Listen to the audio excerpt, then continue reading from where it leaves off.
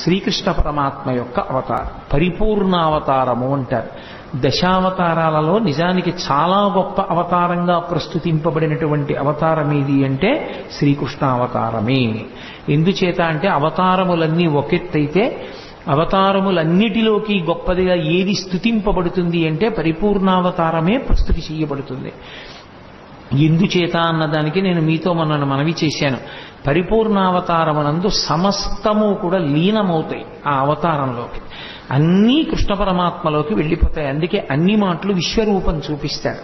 అసలు కృష్ణ పరమాత్మ యొక్క ఆవిర్భావమే చాలా ఆశ్చర్యకరం. మిగిలిన అవతారాలలో పుట్టిన తరువాత లీలలుంటాయి, కానీ శ్రీకృష్ణ పరమాత్మ అవతారంలో అసలు ఆయన పుట్టడమే ఒక లీల. లీల అన్న మాటని కొంచెం జాగ్రత్తగా అర్థం చేసుకోవాలి. లీల అంటే కర్మ చేయడం వల్ల వచ్చినటువంటి ఫలితాన్ని అనుభవించడం కోసం వచ్చినటువంటి ఒక సంఘటన కాదు. పరమేశ్వరుడు తనంత తాను కల్పించుకుని లోకానికి ఒక పాఠం నేర్పడం కోసమని చేసినటువంటి క్రియ. అంటే మీకు నేను ఒక ఉదాహరణ చెప్పాలి అంటే, నేను ఇవాళ మీ ముందు ఇలా మెళ్ళో పూలదండ వేసుకుని కూర్చోవడానికి శాస్త్రంలో గతంలో నేను చేసిన కర్మ ఏదో ఫలితంగా ఉంటుంది. కాబట్టి నాకు ఇవాళ ఈ విషయం మీద ప్రసంగించడానికి పరమేశ్వరుడు ఒక అధికారం ఇస్తాడు.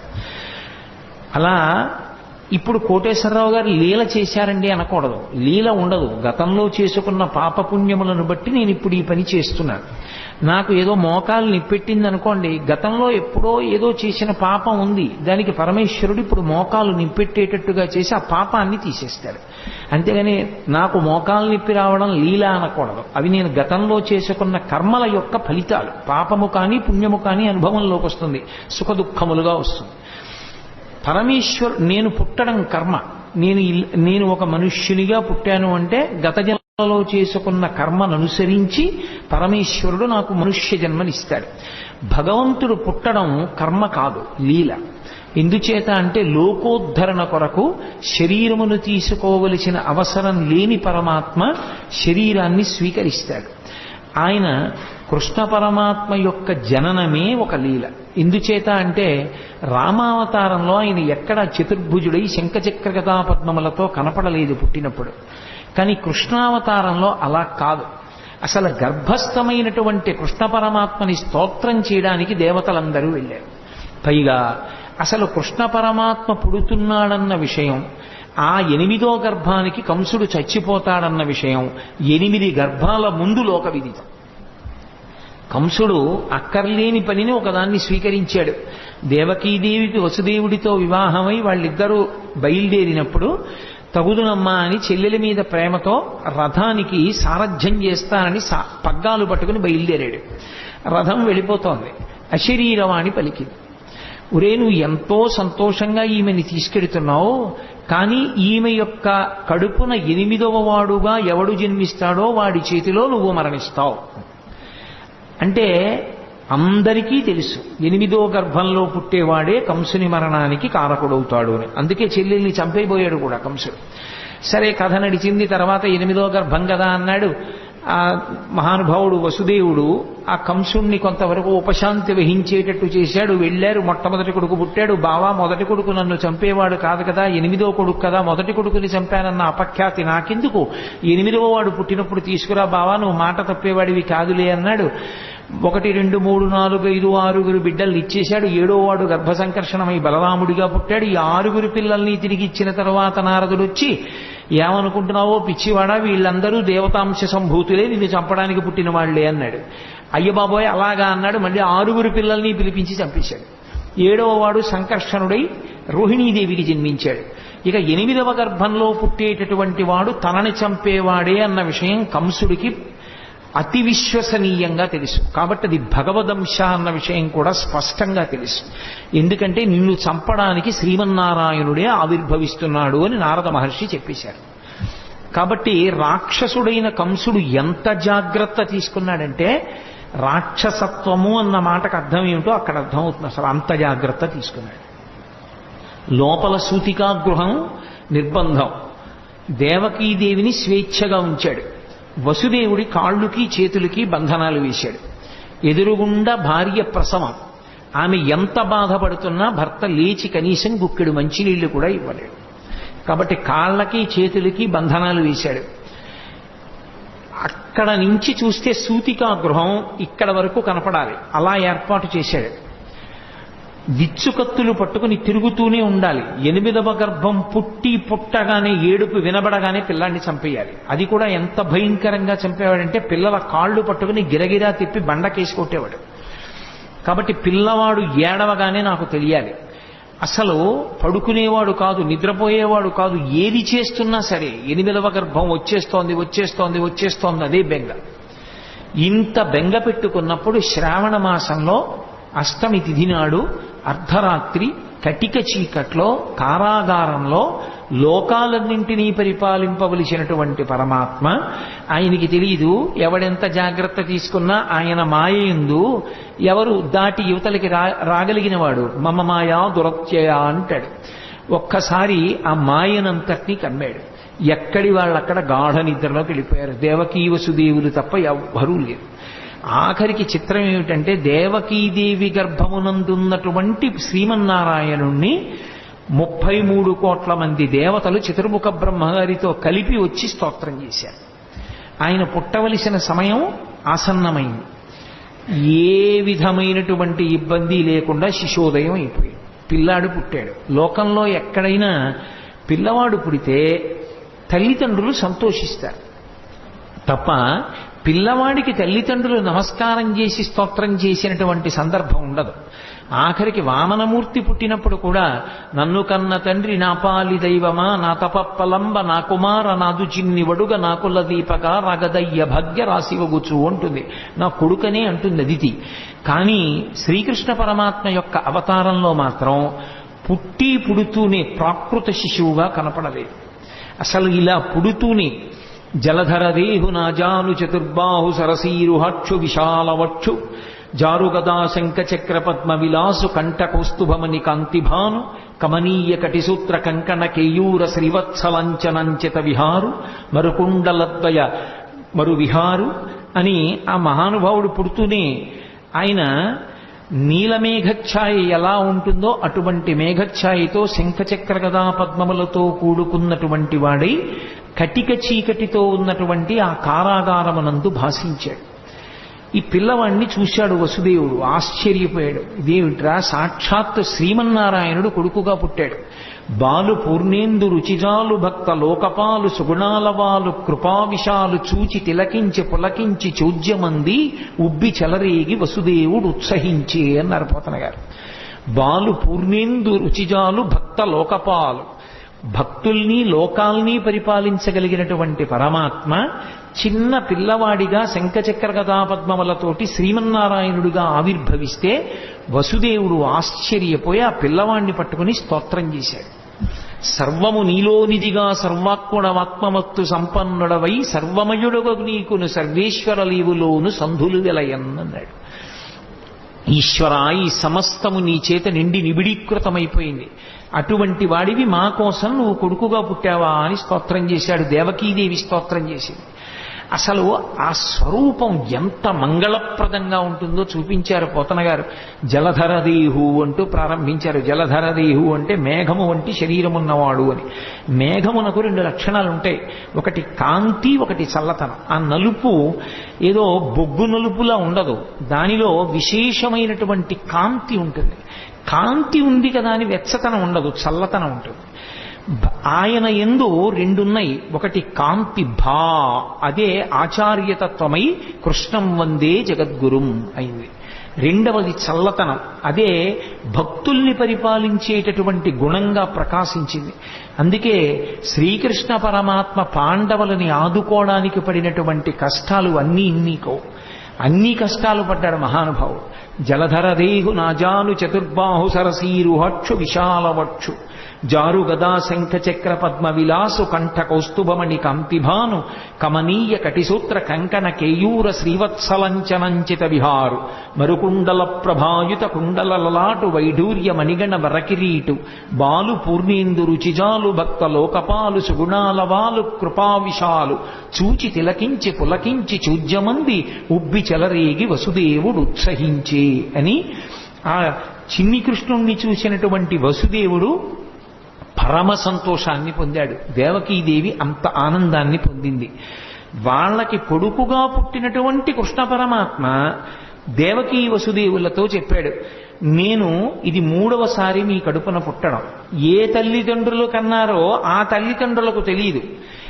ఏ పిల్లవాడు పుట్టాడో ఆయన తల్లిదండ్రులతో చెప్తున్నాడు. ఇది లోకంలో ఎక్కడా జరగదు. అంత విచిత్రమైనటువంటి లీల. తల్లిదండ్రులు ఎక్కడైనా మా కొడుకని వాళ్ళకి తెలుస్తుంది. పిల్లవాడికి నేను వీళ్ళ బిడ్డన్నన్న విషయం కూడా వాడికి తెలియదు. వాడిని నిజంగా పొత్తిళ్లలోనే ఇంకోళ్ళు తీసుకెళ్లి పెంచారనుకోండి, ఎవరు పెంచారో వాళ్లే తల్లిదండ్రులు అనుకుంటాడు వాడు. అటువంటిది ఈ చిన్ని కృష్ణుడు దేవకీ వసుదేవులకు చెప్పాడు. ఎందుకని? పరమాత్మ స్వరూపం గనక. నేను 3వసారి మీ కడుపున పుట్టాను.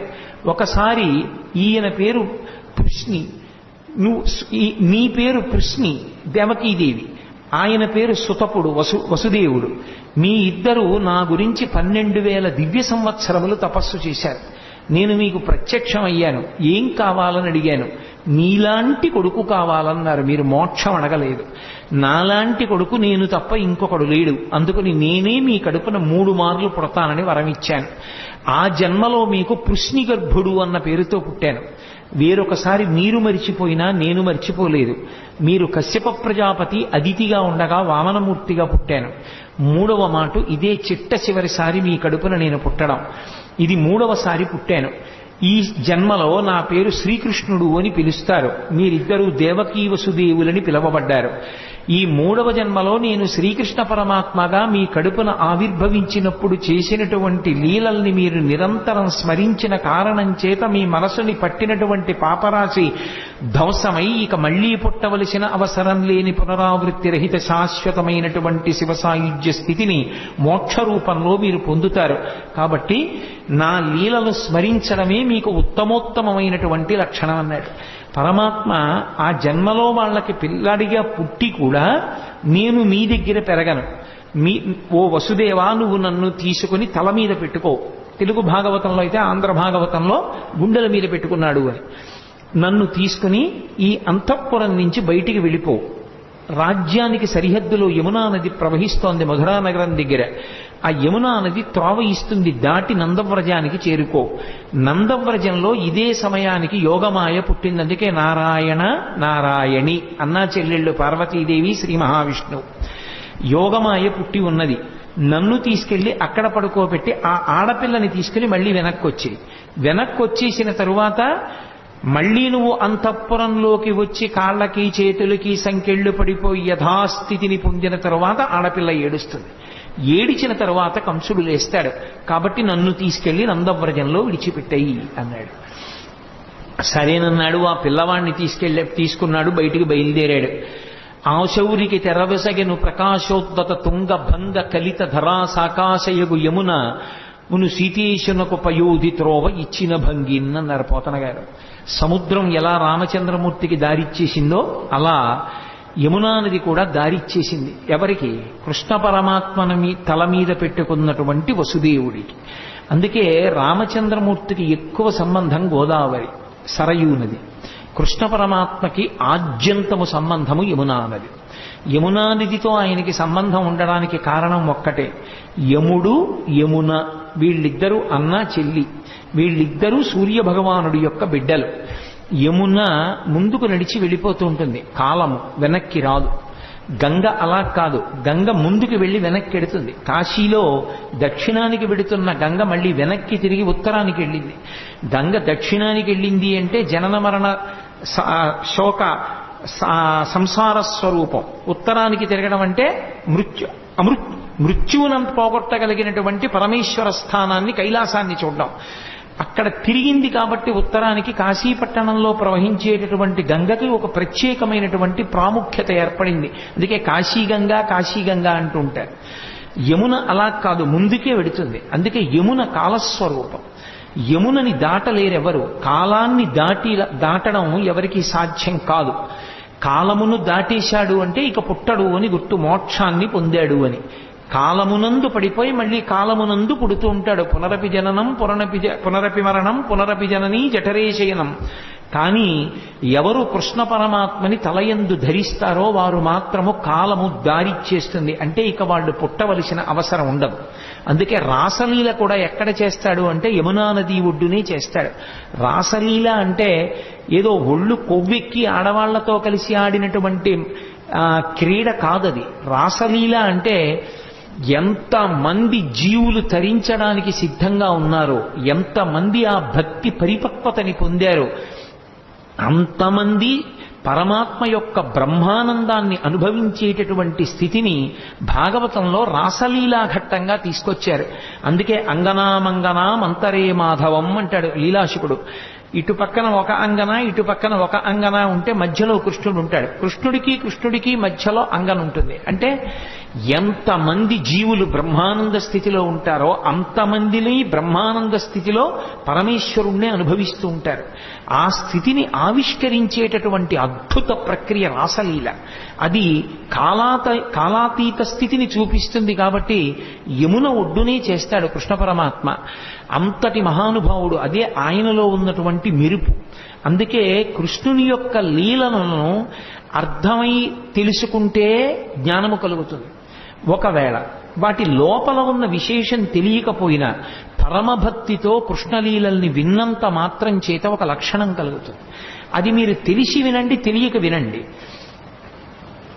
మీరు మనసు మాత్రం ఆర్ద్రతతో సంస్కారవంతంగా భక్తితో ఆ లీలల్ని వింటే, కృష్ణ పరమాత్మ యొక్క స్పర్శ మనసుకి తగిలితే, ఆయన తగలగానే పాపమంతా కూడా తొలగిపోతుంది.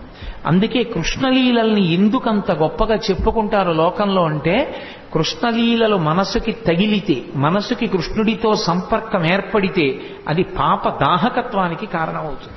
అందుకు మహానుభావుడు అన్ని లీలలు చేశాడు. అది ద్వాపర యుగంలో జరిగింది. కలియుగంలోకి వచ్చేటప్పటికి భాగవతం పేరుతో వాటిని వింటాం.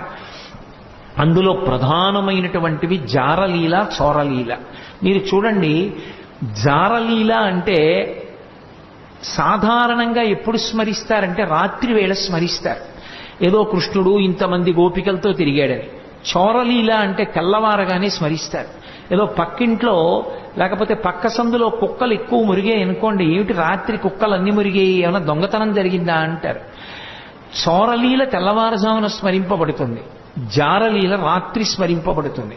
నిందాపూర్వకంగానైనా సరే కృష్ణుడు రాసలీల చేశాడు అని రాత్రి స్మరించిన, నిందాపూర్వకంగానైనా సరే కృష్ణుడు దొంగతనం చేశాడని ఉదయం వేళ స్మరించిన, రాబోయే కలియుగంలో జారత్వము, చోరత్వము ఈ రెండిటి గురించి ఎక్కువ మంది చదువుకుంటారు, ఎక్కువ మంది మాట్లాడుకుంటారు. తెల్లవారి లేచి పేపర్ తీస్తే ఏముంటుంది? ఎవడు ఎక్కువ ఎత్తుకుపోయాడు, ఎవడు చట్టాన్ని పాడు చేశాడు, ఈ విషయాలే ఉంటాయి. దొంగతనాలు కావేమిటి అవన్నీ? అవి చదువుకుంటే పాపం. కనీసం దాని మీద అనురక్తి కొద్దీ కృష్ణుడి యొక్క చోరలీల చెప్పుకుంటే, కృష్ణుడు చేసిన దొంగతనమని మాట్లాడినా సరే అది మోక్షానికి కారణం. రాత్రి జారలీల మాట్లాడుకుంటే కృష్ణుడు జారుడన్నా సరే ఆయనకేం బెంగలేదు. కానీ కృష్ణ అన్న మాట ఎత్తారు కాబట్టి అది పాపాన్ని దహింపచేస్తుంది. అందుకే అసలు ఆయన పేరే కృష్ణ. కృష్ణ అంటే నిరతిశయ ఆనంద స్వరూపుడు అని అర్థం. అది నిరతిశయ ఆనందం. ఆ ఆనందంలో ఇంకా ఎక్కడా కూడా దుఃఖ స్పర్శ అనేటటువంటిది ఉండదు. అంత మహాద్భుతమైనటువంటి అవతారం శ్రీకృష్ణావతారం. అటువంటి శ్రీకృష్ణావతారం యమునా నదితో ఎక్కువగా సంబంధాన్ని కలిగి ఉంటుంది. అందుకే మళ్ళీ ఒకసారి వెనక్కి రండి. వసుదేవుడు చెప్తే ఆ కృష్ణ పరమాత్మని తల మీద పెట్టుకుని వసుదేవుడు బయలుదేరి వెడుతుంటే యమున దారిచ్చింది. యమున దారిచ్చింది అన్న మాటకు అర్థం ఏంటంటే కాలము దారి విడిచిపెట్టేసింది అని.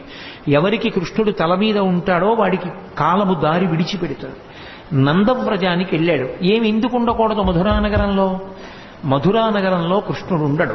ఎంతకాలం ఉండడు? కృష్ణుడు ఎంతకాలం ఉండడు అంటే కంసుడు ఉన్నంత కాలము కృష్ణుడు ఉండడు.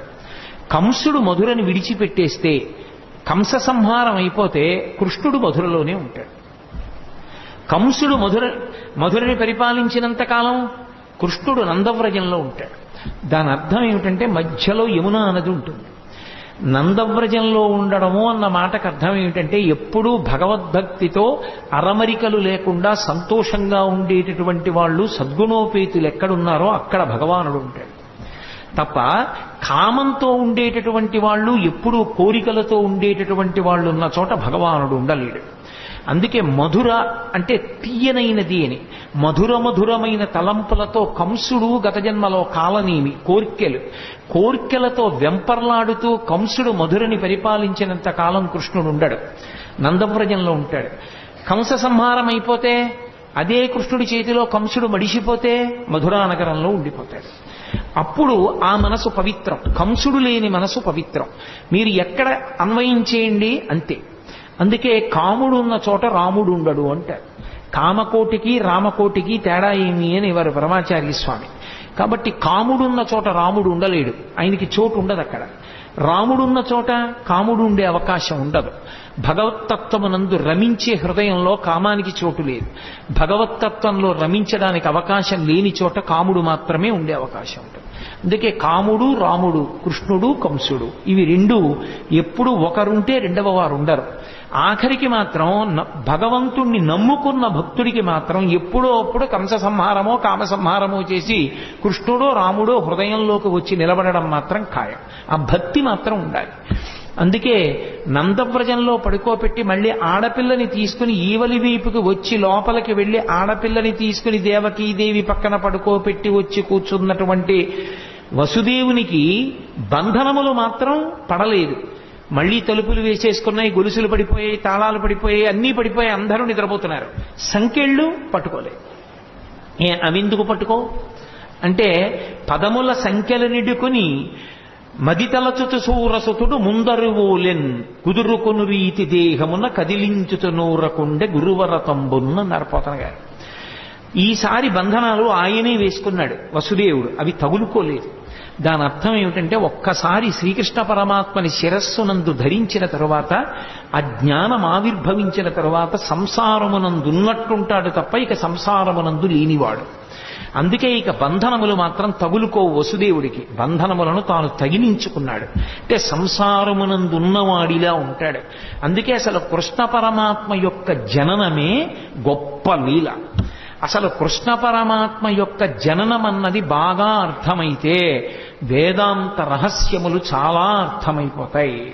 అసలు మనుష్య శరీరము, ఆత్మ, సత్యాసత్య వివేకము ఇవన్నీ కూడా బాగా అర్థమవడానికి అవకాశం ఇచ్చేది ఏది అంటే శ్రీకృష్ణ పరమాత్మ యొక్క జననమే. అందుకే దాన్ని పరిపూర్ణావతారం అని పిలవడానికి కారణం అదే. ఒకవేళ అలా ఏమీ అర్థం కాలేదనుకోండి, దాని వలన వచ్చిన నష్టం ఏమీ లేదు. కనీసం కృష్ణుడు పుట్టాడు, అలా పుట్టగలడు అని నమ్మి వినగలిగితే చాలు, అది రక్షిస్తుంది. కృష్ణుడు పుట్టాడు, పిల్ల ఏడిచింది, కంసుడు లేచాడు, పరిగెత్తుకెళ్ళాడు. అన్న శమింపుమన్న తగదల్లుడు కాటిది మెనకోడలవు మన్నన చేయు మన్న విను మానిని చంపుట రాచపాడి కాదన్న సుకీర్తివై మనగదన్న మహాత్ములు పోవుత్రోవు పోవన్న భవత్ సహోదరి కదన్న నిను శరణంబు వేడదన్నని ఏడిచింది దేవకీదేవి. అన్న అన్న అన్న అని 10 మాటలు పిలిస్తే మనసు కరుగుతుందేమో అనుకుంది పిచ్చి తల్లి. అన్న శమింపుమన్న తగదల్లుడు కాటిది మెనకోడలవు మన్నన చేయు మన్న విను మానిని చంపుట రాచపాడి కాదన్న సుకీర్తివై మనగదన్న మహాత్ములు పోవుత్రోవ పోవన్న భవత్ సహోదరి గదన్న అని అన్ని మాటలు అన్నయా అన్నయా అన్నయా అని ఏడిచింది. అయినా బలవంతంగా పిల్ల కాళ్ళు పట్టుకుని లాగేసి గిరగిరా తిప్పి ఆ పిల్లని బండకేసి కొట్టబోయాడు. ఆ పిల్ల రాతికి తగలడం మానేసి ఆకాశంలోకి ఎగిరిపోయి పుష్ప మాలల చేత అలంకరింపబడి దేవతలందరూ ఆమెని సేవిస్తూ ఉండగా, ఓరి పిచ్చివాడా, నిన్ను చంపేవాడు నాతో కలిసి వేరొక చోట పుట్టాడు. పోని ఊరుకున్నాడా? ఇంకా పళ్ళు రాని పిల్లలు, పాలు తాగుతున్న పిల్లలు ఎక్కడెక్కడున్నారో వాళ్ళందరినీ చంపేయమన్నాడు. అక్కడ ప్రారంభమయ్యాయి కృష్ణలీలలు. అసలు శ్రీకృష్ణ పరమాత్మకి ఇంకా పాపం ఆయనకి అసలు అందుకే కన్నులు తెరవని కడుచిన్ని పాపడై దానివి చనుబాలు త్రాగి చంపే అన్నారు గోపకాంతలు ఆయన గురించి చెప్తూ. ఇంకా అసలు పుట్టినటువంటి పిల్లాడు, ఆయనకి కళ్ళు సరిగ్గా తెరవడం, తన కాలు చెయ్యి తను తీసుకోవడం కూడా రానట్టుగా ఉన్నటువంటి పిల్లవాడిని చంపడానికి వచ్చింది పూతన. సిరిమమ్మం బ్రతకంగ చూచటకొనై శృంగార వేషంబుతో నరుదే నోపు నటంచు గోపికలు చిక్పల్రాక మోహించి తత్పరలై చూడ లతంగిపోయి కనియన్ పర్యంక మధ్యంబునన్ భరు భస్మానుల తేజు దుర్జనవధ ప్రారంభ కొండింబకొన్ అంటారు పోతనగారు. ఇంకా బూది కప్పిన నిప్పులా ఏమీ తెలియని వాళ్ళ పడుకొని ఉన్నటువంటి చిన్ని కృష్ణుణ్ణి చూసింది పూతన. లక్ష్మీదేవిలా వేషం కట్టింది చంపేస్తానని. తీరా లోపలికి వెళ్ళింది. ఎంత అందంగా ఉన్నాడు రా ఈ పిల్లాడనుకుంది. పరమాత్మ యొక్క అందం ఎవరినైనా మోహింపచేస్తుంది. ఎంత అందంగా ఉన్నాడు రా అనుకుంది. అనుకుని, ఒరే పిల్లాడా, నీకోసమేరా నేను ఇంత వేషం కట్టాను, ఒక్క గుక్కడు పాలు తాగరా నీ అందం ఏమిటో తెలుస్తుందండి. ఎందుకని స్తన్యమునకు విషం పూసుకొని వచ్చింది. స్తన్యం చప్పరించాడో చచ్చిపోతాడు. అందుకని ఆ పిల్లవాడికి వద్దమ్మా వద్దమ్మా అని ఒక పక్క అరుస్తున్నారు యశోద, అక్కడే ఉన్నటువంటి బలరాముని తల్లిని. అయినా సరే రోహిణీదేవి అంటున్నా వినకుండా పిల్లవాడిని తీసుకుని తన స్తన్యం ఇచ్చి పాలివ్వడానికి ప్రయత్నించింది. ఆయనకి తెలియదు, ఎంత పసిపిల్లవాడి రూపంలో ఇంకా కళ్ళు విప్పడం కూడా చేత కానటువంటి వాడిగా ఉన్నప్పటికీ వచ్చినదెవరో, ఎందుకు ఎత్తుకుందో, ఎందుకు పాలిస్తోందో ఆయనకి తెలియదు. అది కృష్ణలీలలంటే. అవి అంత పసిపిల్లవాడిగా ఉన్నప్పటికీ సర్వజ్ఞుడు. రామచంద్రమూర్తి అయితే అలా ఉండడు, గురువుల దగ్గర నేర్చుకుంటాడు. కృష్ణుడు అలా కాదు, పసిపిల్లవాడిగా ఉంటూ రాక్షస సంహారం మొదలుపెట్టేశాడు. అందుకే ఆ లోకేశ్వరుడా చరాచర విభుండా బాల గోపాలుడా బాలధ్వంసరి గొంతు గంటిడి వెసన్ బాలెంత చందంబునన్ పాలిండ్లన్ విసమూని వచ్చుటమదించింతించి లోనవ్వుచున్ కాలంకేల కదల్పరాని కరణిన్ కన్మోడ్చి గుర్పెట్టుచున్ అన్నారు పోతన గారు. ఆ వచ్చినటువంటి పూతన విషాన్ని స్తన్యంలో పెట్టుకుని వచ్చిందని తెలుసు, తన్ని చంపడానికి వచ్చిందని తెలుసు. కానీ ఏమీ తెలియనటువంటి పిల్లవాళ్ళ కళ్ళు గట్టిగా మూసుకుని గుర్రు పెట్టి పిల్లలు, చంటి పిల్లలు నిద్రపోతున్నప్పుడు చిన్న గుర్ర గుర్ర అని చప్పుడు వస్తుంది. ఆ గుర్ర గుర్ర అని చప్పుడు చేస్తూ గాఢ నిద్రలో ఉన్నవాళ్ళ తన కాలు చెయ్యి తనకి కదపడం చేత కాని వాడిలా ఉన్నాడు. ఎందుకని పిల్లలకు అలవాటు ఉంటుంది, బొటనవేలు ఇక్కడికి తెచ్చి నోట్లో పెట్టుకోవాలని వాళ్ళ తాపత్రయం. కానీ వాళ్ళ చెయ్యే, వాళ్ళ నోరే, కానీ ఈ చెయ్యి ఇక్కడికి వెళ్ళదు. ఎందుకనంటే వాళ్ళకి ఆ బలం ఉండదు. లేక చెయ్యి ఇలా ఇలా ఇలా ఇలా పోతుంది. పోయి ఇక్కడ పెట్టుకుందాం అంటే ఇలా పోతుంది. అది పోయేటప్పటికి వాడు ఏదో ఇంకొకడెవడో వాడి చెయ్యి లాగేశాడన్నట్టుగా ఏడవడం మొదలు పెడతాడు. కాలంగేల కదల్పరాని కరణిన్ కన్మోడ్చి గుర్పెట్టుచున్. తన కాలు చెయ్యి తనకి సక్రమంగా కదపడం చేత కాని పిల్లవాడు ఎలా ఏడుస్తాడో అలా అంత అమాయకంగా ఉన్నవాడు ఇలా నిద్రపోతున్నప్పటికీ కూడా తనకి పాలివ్వడానికి వచ్చినటువంటి పూతనా స్తన్యముల యందు విషం పెట్టుకుని వచ్చిందని తెలుసుకున్నటువంటి పరిపూర్ణ జ్ఞానము కలిగినటువంటి కృష్ణ పరమాత్మ అక్కడ పక్క మీద అలా పడుకుని నిద్రపోతుంటే ఏమీ తెలియని దానిలా వచ్చి ఎత్తుకుని పాలివ్వడం మొదలుపెట్టింది. నిజంగా ఆ చిన్ని కృష్ణుని యొక్క మూర్తి మన మనస్సు మీద ముద్రపడాలని పోతన గారి తాపత్రయం. ఎంత లైవ్ టెలికాస్ట్ ఆయన ప్రసారం చేశారు. శాబ్దిక ప్రత్యక్ష ప్రసారం భాగవతం. మేల్కొన్న తెలగున మెర్లన కరువిచ్చి క్రీగంట చూచుచు గిదిసి నీల్గి ఆవులించుచు చేతులాకసంబున జాచి యొదిగిలియ కన్న యోజనూది బిగిచన్ను కబకేల కబళించి పీడించి గొక్క గొక్కకు గుటుకు గుటుకు మనుచు ఒక రెండు గుక్కలను విధ ప్రాణముల సైతము మేనిలో సత్వమెల్ల త్రావెనదియును గుండెలు తల్లడిల్ల ఇతర బాలుర క్రియవాడ వీవు కావు చన్ను విడువుము విడువుము చాలుననుచు. ఆ పిల్లవాడికి చిన్ని కృష్ణుడు నిద్ర లేచినటువంటి సందర్భాన్ని అంత హృద్యంగా వర్ణించారు. బాగా నిద్రపోతున్న పెద్దవాడిని వెళ్ళి లేపామనుకోండి, బుద్ధి ఉందా లేదా, ఎందుకు అలా లేపుతామని కోపడతాడు. పసిపిల్లలు అలా కాదు, బాగా నిద్రపోతున్నా వీడు పొద్దున్న ఎప్పుడో 7ంటికి పాలు తాగాడు, కానీ ఇవాళ ఏమిటి ఇలా గుర్రు పెట్టి నిద్రపోతున్నాడు, వీడు 9 అయిపోయింది, పిల్లాడికి ఆకలేస్తుందని అమ్మ లేపేస్తుంది.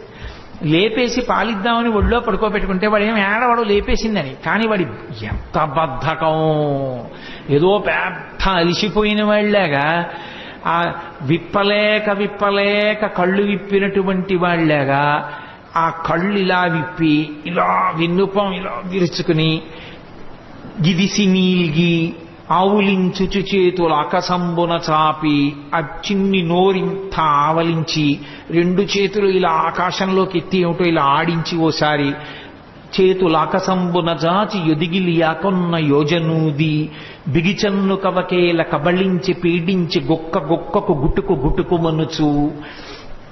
పోతన గారికి వినపడింది ఆ గుటుక్కుమన్న చప్పుడు కూడా. ఆ స్తన్యాన్ని ఆ చిన్ని పూల పొట్లం లాంటి చేత్తో పట్టుకుని గుటుక్కుమంటూ రెండు గుక్కలు తాగాడు అంతే. ఇప్పటి వరకు అందరికీ పాలిచ్చి చంపిన పూతన ఇతర బాలుల క్రియవాడవివు కావు. ఓరి నాయనో, ఎంతో మందిని చంపాను కానీ నువ్వేమిట్రోయ్ రెండు గుటకలు లాగేటప్పటికీ నా ప్రాణాలన్నీ పోతున్నాయి, వదులు అంటోంది ఆవిడ. గుక్కకు గుటుకు మనసు ఒక రెండు గుక్కల నువిద ప్రాణముల సైతము మేనిలో సత్వమెల్ల త్రావె నదియును గుండెలు తల్లడిల్ల ఇతర బాలుల క్రియవాడవివు కాదు. చన్ను విడువుము చాలు నన్నొచ్చు. చాలు వదిలేరా అని ఆవిడంటుంది. పట్టి విడవరాదు నా చెయ్యి అని ఆయన వదిలిపెడతాడా? ఆయన విడిచిపెట్టలేదు. ఆఖరికి ఆ శరీరం 13 కిలోమీటర్ల దూరం పడిపోయింది పూతన.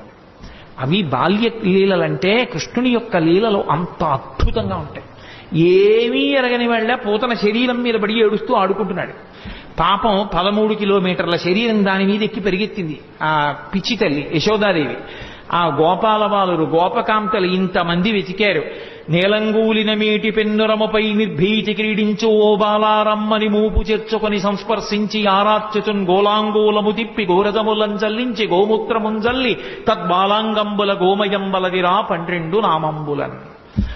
ఎక్కడ పిల్లవాడు బెంగపెట్టేసుకున్నాడో, ఎక్కడ భయపడిపోయాడో, ఇంత పెద్ద శరీరం మీద పడిపోయాడని పాపం ఆ పిచ్చి తల్లి యశోద గోపకాంతలు ఆయన్ని పగపగబా తీసుకెళ్లి ఓ ఆవు దగ్గరికి తీసుకెళ్లి దాని వెనకాతల కూర్చోబెట్టి తోక దాని ఆయన చుట్టూ తిప్పి ఆ పేడ తీసుకొచ్చి ఆవు మూత్రం తీసుకొచ్చి ఆయన 12 అవయవాల మీద పెట్టి ఏదో శిరస్సును కేశవుడు రక్షించుగాక, హృదయమును గోవిందుడు రక్షించుగాక, మోకాళ్లను అదోక్షజుడు రక్షించుగాక, ఆయన 12 నామాలతోటే ఆయనకి రక్ష పెట్టారు. ఏమీ తెలియని వాళ్ళలాగా నిజంగా అమాయకంగా ఉన్న వాళ్ళలాగే ఆయన అమ్మతోటి అంతరక్ష పెట్టించుకున్నాడు. చిత్రం ఏమిటంటే 2 గుక్కలు తాగినందుకు గాను ఆ వసుదేవుడు మధురానగరం నుంచి తిరిగొస్తూ ఇంత పెద్ద శరీరం అడ్డంగా పడిపోయింది ఏమిటని పెద్ద పెద్ద కట్టె పుల్లలు ఇంధనాలు తీసుకొచ్చి దాని మీద పడేసి అగ్నిహోత్ర సంస్కారం చేసి వాసన వస్తుందని ఉత్తరీయ ముక్కుకు అడ్డం పెట్టుకుని వెళ్ళిపోతున్నారు. రగిలి పొగులు మగువ దేహము నుండి అగరు పరిమళముల పగలు వెడలే దేహకల్మషములు శ్రీహరిముఖమున త్రావబడుట చేసి భూవరేణ్య అంటారు పోతన గారు. 2 గుక్కలలో నేను నాది అన్న అహంకార మమకారాలన్నీ తాగేశాడు కాబట్టి ఆమె శరీరమునందు ఏ కల్మషం లేదు. అందుకే ఆమె శరీరం కాలిపోతుంటే అగరవత్తులు కాలిపోతున్న సువాసనలు వచ్చాయి. కన్న తల్లి ఏ స్థితి పొందుతుందో అటువంటి స్థితి పూతన పొందేసింది. దీని లోపల ఉన్నటువంటి తత్వం అర్థం అవ్వచ్చు, అర్థం కాకపోవచ్చు. కానీ చిన్ని కృష్ణుడు పాలు తాగి పూతనా సంహారం చేసినటువంటి సందర్భాన్ని వింటున్నప్పుడు మనసు రమించి ఆ చిన్ని కృష్ణుడి మీద హత్తుకుందనుకోండి చాలు. ఆ కృష్ణ పాద స్పర్శ చాలు సమస్త పాపములను తొలగతోస్తుంది. అంత శక్తివంతము. అందుకే అసలు పెద్దవాడైపోయినటువంటి కృష్ణ పరమాత్మ చేసినటువంటి లీలల గురించి చెప్పుకున్న కన్నా శ్రీకృష్ణుని యొక్క బాల్యలీలల గురించి చెప్పుకున్నట్టుగా చెప్పుకోరు పెద్దవాడి లీలలు. ఎందుచేత అంటే పెద్దవాడైపోయిన కృష్ణుని యొక్క లీలలు చాలా గంభీరంగా ఉంటాయి. చిన్ని కృష్ణుడిగా చేసినటువంటి లీలలు హృద్యంగా ఉంటాయి, ఆకర్షణీయంగా ఉంటాయి, ఆ బాలగోపాలాన్ని ఆకర్షిస్తాయి. అందుకే వ్యాసుల వారు ఎంత అనుభవించారో, పోతన గారు ఎంత అనుభవించారో, మధుసూదన సరస్వతి ఎంత అనుభవించారో, లీలాశుకుడు ఎంత అనుభవించాడో, బాల్యలీలలకు ఉన్నంత గొప్ప స్థానం శ్రీకృష్ణ పరమాత్మ యొక్క అవతారంలో నిజానికి పెద్దవాడైపోయినటువంటి కృష్ణుడి యందు లేదని నేను అనను. కానీ మనం కూడా బాలకృష్ణుడి యొక్క మూర్తిని చూస్తే పొందేటటువంటి ఉత్సాహం పెద్ద కృష్ణుని యొక్క మూర్తిని చూస్తే పొందాం. బాలకృష్ణుని యొక్క లీలలు అంత అద్భుతంగా ఉంటాయి. అందుకే ఆ పోతన గారు బాలకృష్ణుడి యొక్క లీలల్ని ఎన్నిటినీ చెప్పారో. బాలురకు పాలు లేవని బాలింతలు మొరలు పెట్టపకపకన గియా బాలుండాలము చేయుచు ఆలకు గ్రేపులను విడిచనంబోజాక్షి వారిల్లు సొచ్చి కడవల దూరంబుగ నీయి త్రాగితుదనా కడవల్ వీరింట నీసుతుండిడ వారికి వీరికి పెద్దవాదయ్య సతీ ఆడంజ నిమీగడ్డ పెరుగోడక నీ సుతుడు త్రావి ఒక ఇంచు కథ కోడలి మూతింజరిమిన కోడలు ముచ్చనుచు అత్త కొట్టెల తాంగి. నేను వీటికి అర్థాలు చెప్పక్కర్లేదు, మీకు ఆ పద్యం చదువుతుంటేనే అర్థమైపోతుంది. స్వార్థపరులైనటువంటి అత్తాకోడళ్ళు కడవల్లో వెన్న దాచుకునేవారు. కృష్ణుడు ఎక్కడొస్తాడో అని. కృష్ణుడు ఏం చేశాడంటే రానే వచ్చాడు, ఓ రాత్రి వచ్చాడు, శుభ్రంగా వెన్నంతా తినేశాడు. వెళ్ళిపోయే ముందు కొంచెం వెన్న కోడలు మూతికి రాసి వెళ్ళిపోయాడు. అత్తగారు పొద్దున్న లేచి కడవ దగ్గరికి వెళ్ళింది. కడవలన్నీ ఖాళీ. కోడల్ని లేపడానికి వచ్చింది, మూతి మీద వెన్న ఉంది. ఆశిముత్సా రాత్రి నేను పడుకున్న తర్వాత వెన్నంతా తినేశావా అని ఆ కోడల్ని పట్టు కొట్టింది. దాచుకున్న వాళ్ళు అలా ఉంటారు. వచ్చిన అతిథుల్ని ఆదరించినటువంటి వాళ్ళు ఎంత అందంగా ఉంటారో, సంసారాలు ఎంత బాగుంటాయో చెప్పడానికి ఒక్కొక్క లీల వెనక మళ్ళీ ఒక్కొక్క తాత్పర్యం. బాలురకు పాలు లేవని బాలింతలు మొరలు పెట్ట పకపకన గియా బాలుండాలము చేయుచు ఆలకు గ్రేపులను విడిచి అంబోజాక్షి. మా పిల్లలకి పాలు లేకుండా చేసేశాడమ్మా, సాయంకాలం అయ్యేటప్పటికి ఎక్కడి నుంచి వచ్చాడో దూడలన్నీ వదిలేశాడు, ఆవుల దగ్గర పాలన్నీ తాగేశాయి, మా పిల్లలు ఏడుస్తున్నారని కొంతమంది గోపకాంతలు వచ్చి చెప్పారు.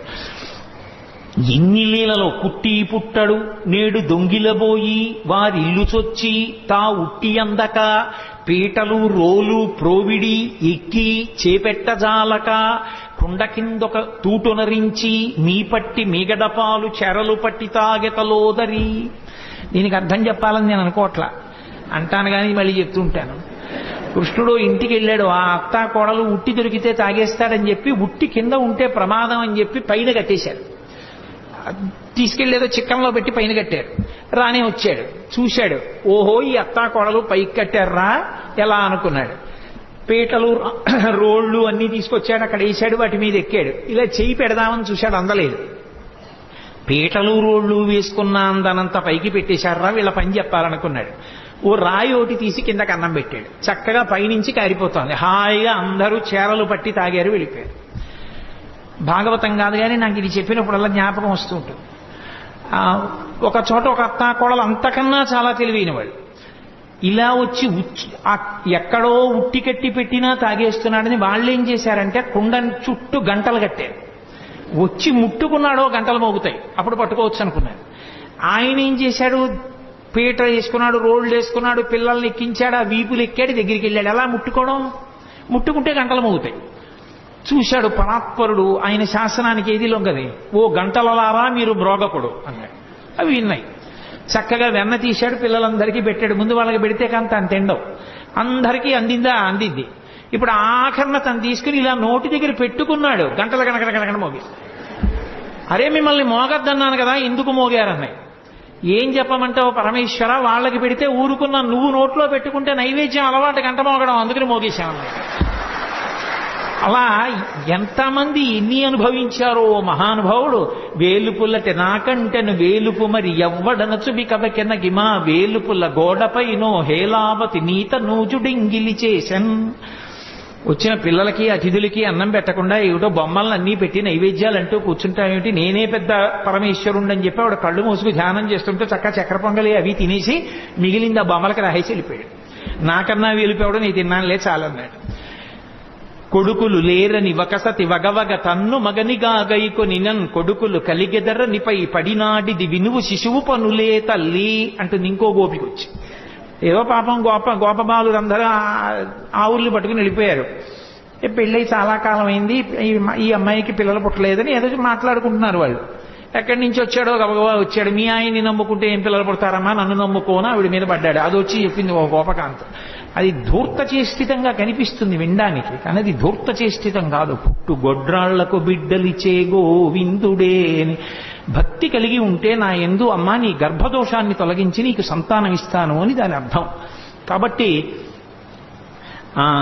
చేబంతి తప్పెపడనని ప్రాబల్యము తోడ వచ్చి భవనము వెనుకన్ మా పట్టి జలకమాటగ మీ బిడ్డడు వలువ తెచ్చెనెలతొకతగునే అంటుంది ఓ గోపికొచ్చి. పడతి నీ బిడ్డడు మా కడవలలో నున్న మంచి కాగిన పాల పడచులకు పోసి చిక్కిన కడవలపో నడిచ యాజ్ఞ కలదో లేదో అంటుంది ఇంకో గోపికొచ్చి. ఎంతమంది ఎన్ని చాడీలు చెప్పారో. ఇన్ని చెప్తే ఆ యశోదంది అన్య మెరుగడుతన ఎంత ఆడుచుండు మంచి వాడితడెగ్గులు మనరమ్మ రామలారత్రిలోకాభిరామలార అంది. ఎందుకమ్మా అని మాట్లాంటారు, మా పిల్లాడు ఎప్పుడు గుమ్మం దాటి వెళ్ళనివాడు అంటుంది. అంటే ఇప్పుడు నేను భాగవతం అంతా నేను ఎక్కడ చెప్పను, మీరందరూ విన్నవాళ్లే. ఒక్కొక్క లీల వెనక మళ్ళీ ఎంతో పరమార్థం ఉంటుంది. ఆ పరమార్థం అర్థమైనా అర్థం అవ్వకపోయినా, ఇప్పుడు నేను లీల ఒకటి చెప్తుంటే మీ అందరూ పక్కున నవ్వారు. పక్కున నవ్వారంటే మీ మనసుని స్పృశించిందా లేదా ఆ లీల? ఆ చిన్ని కృష్ణుని యొక్క పాదం తగిలింది, ఆయన మనసులోకి వెళ్ళాడు. ఆయన మనసులోకి ప్రవేశించిన ఉత్తర క్షణంలో పాపం ధ్వంసం అవుతుంది. అందుకోసం భాగవత శ్రవణం చేస్తారు. అందుకే భాగవతం సప్తాహంగా వింటూ ఉంటారు. భాగవతం సప్తాహంగా వినడానికి కారణం ఏమిటి అంటే, 7 రోజులుగా వినడానికి కారణం 8 రోజు వినకూడదని కాదు. ఎవరు ఎంతకాలం బ్రతికినా బ్రతికేది 7 రోజులే. 70 ఏళ్ళు ఉండనివ్వండి, 80 ఏళ్ళు ఉండనివ్వండి, 100 ఏళ్ళు ఉండనివ్వండి. ఆది సోమ మంగ బుధ గురు శుక్ర శని తప్ప బతకడానికి 8వ రోజు లేదు, చావడానికి 8వ రోజు లేదు. ఉండేది 7 రోజులే. కాబట్టి ఆ 7 రోజులు భాగవత శ్రవణం చెయ్యవలసిందే. భాగవత శ్రవణం చేస్తే పరమేశ్వరుని యొక్క అవతార కథలు, కృష్ణ పరమాత్మ యొక్క కథలు వింటే పాపరాశి ధ్వంసం అవుతుంది. కాబట్టి ఆ పాపరాశి ధ్వంసం అవడానికి మార్గం శ్రీకృష్ణ పరమాత్మ యొక్క లీలలు వినడమే. కాబట్టి భాగవత శ్రవణం చేస్తూ ఉంటారు. ఎంతమంది పెద్దలు ఎన్ని రీతులు అనుభవించారో మహానుభావుడు. నేను మీకు తెలుసు, నేను తరచుగా అంటూ ఉంటాను, శ్రీకృష్ణ కర్ణ ఎప్పుడు చదివిందో నేను ఈ భాగవతం, శ్రీకృష్ణ కర్ణామృతం ఇవన్నీ ఎప్పుడో ఏదో సభలో అంటుంటాను. కానీ ఎన్నాళ్ళు అయిందో నేను అసలు ఆ పుస్తకాలు ముట్టుకుని చదివి. ఏదో ఇక్కడ ఏదో కృష్ణావతారం అని ఇవాళ పరమేశ్వరుడు జ్ఞాపకానికి తెస్తున్నాడు కాబట్టి ఆ పద్యాలు చేస్తున్నాను అంతేగాని, శ్రీకృష్ణ కర్ణామృతంలో ఆ కృష్ణ పరమాత్మ యొక్క లీలలు ఎంత అద్భుతంగా ఆవిష్కరిస్తాడో. ఓ చోట అంటాడు లీలాశకుడు, ఏదో ఒక గోపకాంత చాలా కాలం అయిపోయింది, ఎవరింట్లోనూ చిక్కపట్టలేదు ఈ కృష్ణుడు, వస్తున్నాడు వెన్నెత్తుకుపోతున్నాడు, ఎలా అయినా పట్టుకోవాలి. యశోద మా అబ్బాయి అలాంటి తప్పులు చేయడం మాని కదా అంటోంది. రెడ్ హ్యాండెడ్గా పట్టుకున్నాడంటారే, అలా వెన్న చేత్తో ఉన్న కృష్ణుడిని పట్టుకోవాలనుకో అని కావాలని కడవ తీసుకెళ్లి గుమ్మం దగ్గర పెట్టి వస్తాడుగా. భలే దొరికారా వీళ్ళు ఎవరో అనుకుంటాడు. వస్తాడు, తను తలుపు చాటును నించింది, పట్టుకుంటాను ఈసారి. ఈ ఉత్తి చేత్తో ఉంటే మళ్ళీ అమ్మో ఏం దబాయిస్తాడో, కొంచెం నోటికి కూడా పూసుకున్నాక పట్టుకుంటాను అనుకో. తలుపు చాటున నుంచి చూస్తుందో వచ్చేసాడు. వచ్చేస్తే తెలిసిపోతుంది. ఏంటి ఏదో చిరుమువ్వ గజ్జెలు చిన్ని కృష్ణ నిన్ను నే కోరి కొలుతూ అన్నట్లుగా ఆ గజ్జెలు పెట్టుకుని వస్తాడు చప్పుడు చేసుకుంటూ. వచ్చి వెనకాల పిల్లలందరూ వస్తారు. ఆవిడ పక్కనే ఉంది పట్టుకుందామని. తెలియదు కదా, తెలియదని మనం అనుకోవాలి అందాక. అందుకు తెలియదు, ఆ పక్కనే ఉంది గోపిక పట్టుకోవడానికి. అందుకని ఒక్కొక్కళ్ళని సంజ్ఞ చేశాడు. వచ్చేశారు, తీస్తున్నాడు, పెడుతున్నాడు, చక్కగా ఒక్కొక్కడు పుచ్చుకుంటున్నాడు. బఫే భోజనంలా ప్లేట్ పెట్టుకుని వెళ్ళిపోతున్నాడు తినడానికి. ఆఖరిని అందరే అయిపోయింది లైన్, ఎవరు లేరు కాబట్టి ఇప్పుడు తను తినచ్చు. కూర్చుని అలాగో గోపికలు లేరు, ఈ ఇంట్లో పిచ్చేళ్లు బయట పెట్టి వెళ్ళిపోయారని చెప్పి చక్కగా తీసుకుని ఇలా నోట్లో పెట్టుకున్నాడు. పెట్టుకోగానే గోపిక వచ్చి పట్టుకుని ఆ కృష్ణుణ్ణి చూసింది. పిల్లాడు కదా, భయపడిపోయి ఇలా అనాలి, ఏమీ అనలేదు, ఇలా చూశాడు అన్నాడు. అయ్యబాబోయ్ ఇదేమిటి ఇంత ధైర్యం అనుకుని అసలు ఏమంటాడో చూద్దామని కస్తంబాల. ఎవరు పిల్లాడా నువ్వు? తెలుసు కృష్ణుడని. ఎవరు నువ్వు అని. ఆయన ఏమనాలి? నేను కృష్ణుడిని అనాలి. ఆయన కృష్ణుడిని అనలేదు. బలానుజహ, బలరాముడి తమ్ముడు అన్నాడు. మధ్యలో ఆయన ఊసిందుకు? ఆయన ఏమైనా వచ్చాడా, తిన్నాడా, దొంగతనాలు చేశాడా? అంటే ఎక్కువ మందిని ఇన్వాల్వ్ చేస్తే శిక్ష తక్కువ పడుతుందని. అందుకని పాపం ఏ పాపం ఎరగని అన్నగారిని తీసుకొచ్చాడు. నా పేరు చెప్పడం మానేసి అన్నయ్య పేరు చెప్పడం. కస్తంబాల బలానుజహ. అమ్మ బాబోయ్, గుండెలు తీసిన బంటు, నీ పేరేమిటంటే బలరాముడి తమ్ముడు అంటున్నాడు, తన పేరు చెప్పట్లేదని ఆవిడ కిమిహతే. ఇక్కడికి ఎందుకు వచ్చావు? ఓసారి ఇలా చూసి, ఓ మా ఇల్లు కాదా, మన్మందిరాశంకయా, మా ఇల్లు అనుకున్నాను. అమ్మ బాబోయ్ మీ ఇల్లు అనుకుని వచ్చావా? ఇంత నిజంగా గుండెలు తీసిన బంటూరా నాయనా నువ్వు అనుకుని ఓ సరే పోన్లే. యుక్తం తం నవనీత పాత్ర వివరే హస్తం కిమర్థం యసేహే. బాగుందిరా నాయన, మరి వెన్నకుండలో చెయ్యెందుకు పెట్టావు? ఆయన అన్నాడు వెంటనేను, అమ్మా కాసేపు గట్టిగా మాట్లాడుకుంటా ఉంటావా? మాతకంచనవత్సకం మృగయితం మాదా విషాదం క్షణ ఇత్యేవం వరవల్లవీ ప్రతివచ కృష్ణస్య పుష్ణాతునః. ఎందుకమ్మా అంత గట్టిగా ఊరికే ఏంటి వెన్న కుండలో చెయ్యట్టావు, ఇక్కడికి ఎందుకు వచ్చావు అరుస్తాయంటే, మా ఆవు దూడ ఒకటి తప్పిపోయింది, వెన్నకుండలో ఉందేమో అని వెతుకుతున్నాను, కారిస్తే పారిపోతుంది చూడాలి. వెన్నకొండలో దూడ దూరిందా, చెయ్యి పెట్టి వెతుకుతున్నావా, దూడ పారిపోతుందా అని తెల్లబోయి ఆవిడ చెయ్యి వదిలేసింది, పారిపోయింది. అలా నిర్భయంగా గోపకాంత పట్టుకున్నా కూడా తిరగబడి జవాబు చెప్పిన కృష్ణుడు ఉన్నాడే, ఆయన మమ్ము రక్షించుగాక అంటాడు. కృష్ణస్య పుష్ణాతు నహ. నహ అంటే సంస్కృతంలో మమ్ములను అని. శంకరాచార్యుల వారు సౌందర్యలహరిలో ఎక్కువ వేస్తారు నహ అన్న శబ్దాన్ని. కాబట్టి కృష్ణస్య పుష్ణాతు నహ, మమ్ము రక్షించుగాక.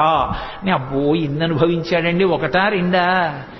నిద్రపోతున్నటువంటి ఆ చిన్ని కృష్ణుడి దగ్గరికి వెళ్ళి యశోదాదేవి కథ చెప్తోంది. పిల్లలకి ఏదో కథ చెప్పకపోతే నిద్రపోరుగా. అమ్మ ఏదైనా కథ చెప్పు, పడుకుంటాను అన్నాడు.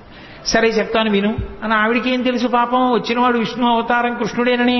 రామో నామ బభూవ హుం తదబలా సీతేతి హుం తాం పితృవాచా పంచవటీతటే విహరణస్తస్యాహరద్రావణః నిద్రార్థం జననీ కథామితి హరే హుంకారత శృణ్వతః సౌమిత్రే క్వధనుర్ధనుర్ధనురితి వ్యగ్రాగిరప్పాంతునః.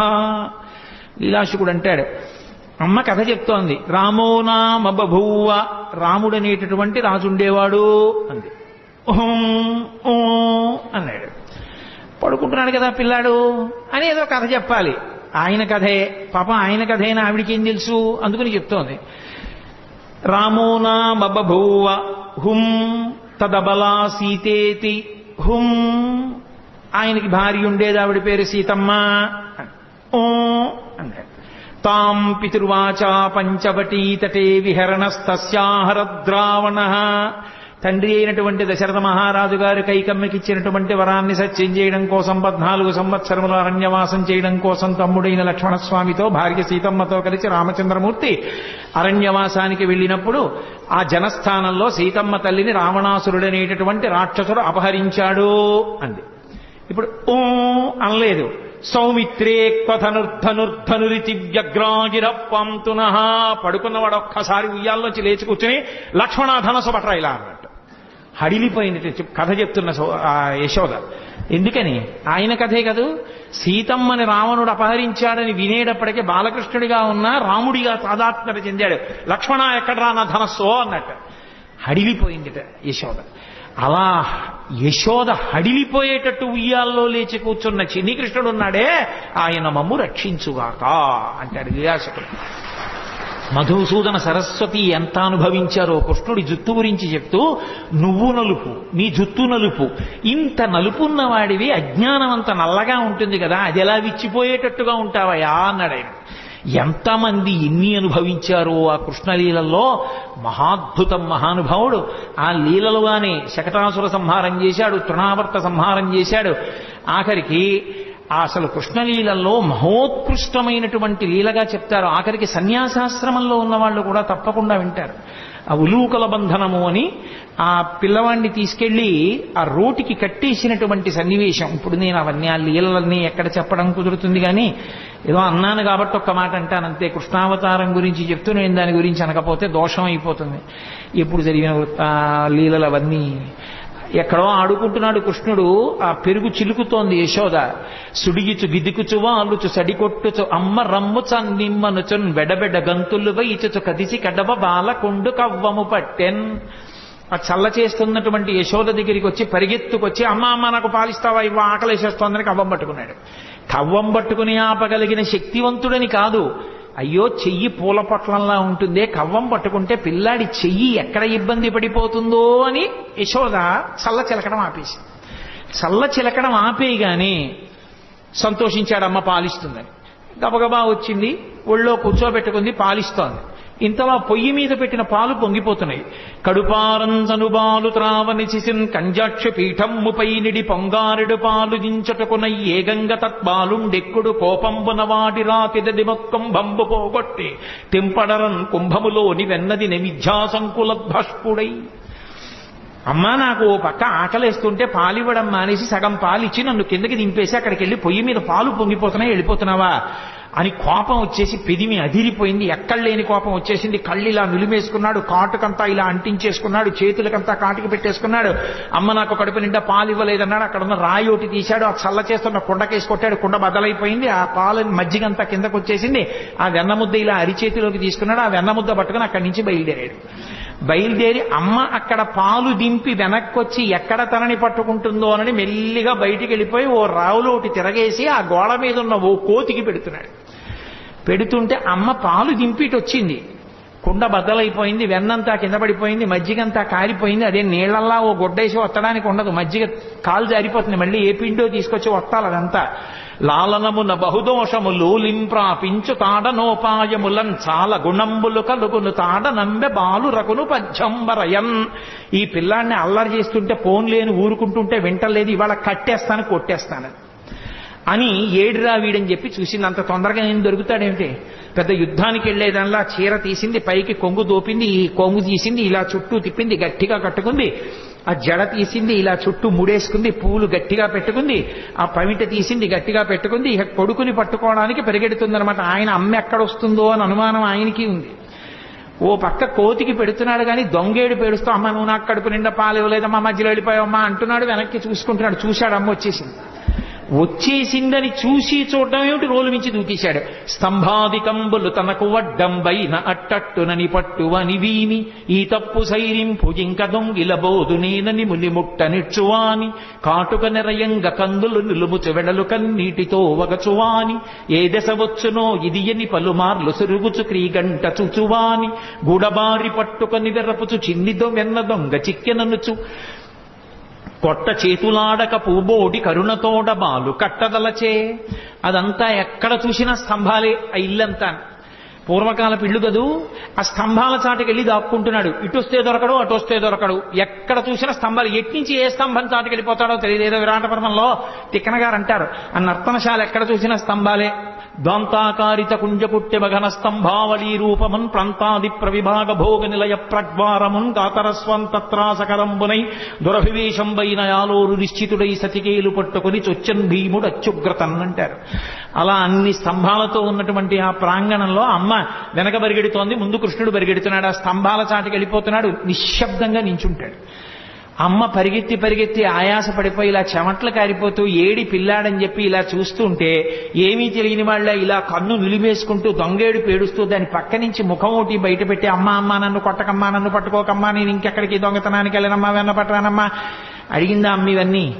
అప్పుడు తన దొంగతనాలన్నీ ఒప్పుకుని దొంగేడు మొదలెట్టాడు. పాపం పరిగెడుతోంది, ఆయన దొరకడు. ఆఖరికి చూశాడు చూశాడు చూశాడు వడల చెమటల గయ నుత్తరీయము జార తిరుముకున్న విరులు నేలజార పట్టరాని తనను పట్టెదనని చింత కట్టుకున్న తల్లి కరుణ చూచి.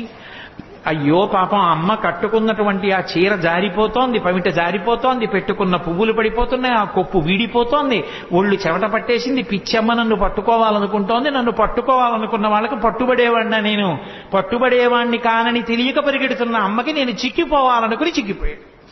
చిక్కడు సిరికౌగిటిలో చిక్కడు సన కాదు యోగి చిత్తాబ్జములన్ చిక్కడు శృతిలతి కావడి చిక్కెనతడు లీల తల్లి చేతన్రోలన్.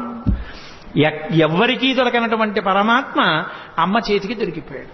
అమ్మో ఎంత అల్లరి చేసింది. యశోద మోకాళ్ళ మీద కూర్చుంది, చెయ్యిలా పట్టుకుంది. ఏమిట్రా పట్టిన పట్టుబడని నన్ను పట్టెదనని పట్టుకొనిన పట్టుట బట్టే పట్టుబడు వండ్రు పట్టి పట్టెదనని పట్టు నాకు కాకపరులకు వశమేంది. గోపకాంతలందరూ చూస్తున్నారు. ఏదో ఆ మొగుడు కొట్టాడని కాదు, దోటికోడలు తెప్పిందనని నువ్వు పట్టుకుంటావా అని చూస్తున్నారు వాళ్ళందరూ. పట్టుకున్నానా లేదా నా కొడుకుని సంతోషం, అందుకని మోకాళ్ళ మీద కూర్చుని వాడి చెయ్యిలా పట్టుకుని ఇలా చూపించింది. ఏమిటి, జగత్తుల నీలే పరమాత్మకి వేలు చూపించింది ఒక గోపకాంత. చూపించి ఏరా కడుపులో బాధ, కొడుకు తిట్టలేదు, ప్రేమ లేక లేక పుట్టినవాడు, ఆ ముఖం వంక చూస్తే ముగ్ధమోహనంగా ఉంటాడు, ఈ దొంగ ఏడు పేడి చేస్తున్నాడు, ఇక్కడ వరకు కాటుకు అంటుకుపోయింది, పెదిమిలు ఎదిరిపోతున్నాయి, చేత్తో ఇలా ఇలా విడిపించుకునే వాళ్ళ చూస్తున్నాడు. చిన్న పిల్లాడు, పట్టుదట్టి కట్టినటువంటి చిన్న కొప్పు, దానికి పెట్టిన ముత్యాల సరాలు కొడదామనుకుంది కానీ కొట్టలేకపోయింది. వీరెవ్వరు శ్రీకృష్ణులు కారా ఎన్నడును వెన్న తినరట చోరత్వం మించుకొను నెరయరట ధరిత్రినెట్టి నీతులు కలరే. ఏరా పాపం నువ్వు ఎప్పుడు దొంగతనం చేయవుట, ఇంత వెన్న కూడా తినవుట, పాపం నేనంతా దాచేసుకుంటున్నాను రా, నిన్ను కని నా కడుపు ఖాళీ అయిపోయింది కదూ, నేను తినేస్తున్నాను, నీకెప్పుడు పెట్టనే. అమ్మ పిల్లాడి మీద దెబ్బలాడితే ఎంత అమాయకంగా దెబ్బలాడుతుందో అలా దెబ్బలాడింది. దెబ్బలాడి నిన్ను కట్టేస్తానని వికచకమలనగిన వేరొక ఇంటిలో వెలయరోలు తిరగవేసి ఎక్కి ఆ ఇంట్లో గెడుతోంది, అక్కడికి గెడుతోంది, ఆ రోజుల దగ్గరికి గెడుతోంది, ఆ తాడు ముక్కలన్నీ తీసుకొస్తోంది, పొట్ట చుట్టూ తిప్పుతోంది, 2 అంగుళాలు తక్కువ వస్తోంది. ఇలా విడిచిపెట్టి తాడు ముడేస్తే పారిపోతాడు. ఆ నడుం చుట్టూ చెయ్యేసి ఇలాగే పెట్టి 2 ముళ్ళేస్తోంది, మళ్ళీ పొట్ట చుట్టూ తిప్పుతోంది, మళ్ళీ 2 అంగుళాలు తెస్తోంది, మళ్ళీ తక్కువ వస్తోంది, మళ్ళీ తిప్పుతోంది. ఎందుకు 2 అంగుళాలు తక్కువ వస్తోందని ఆవిడ ఆలోచించారు.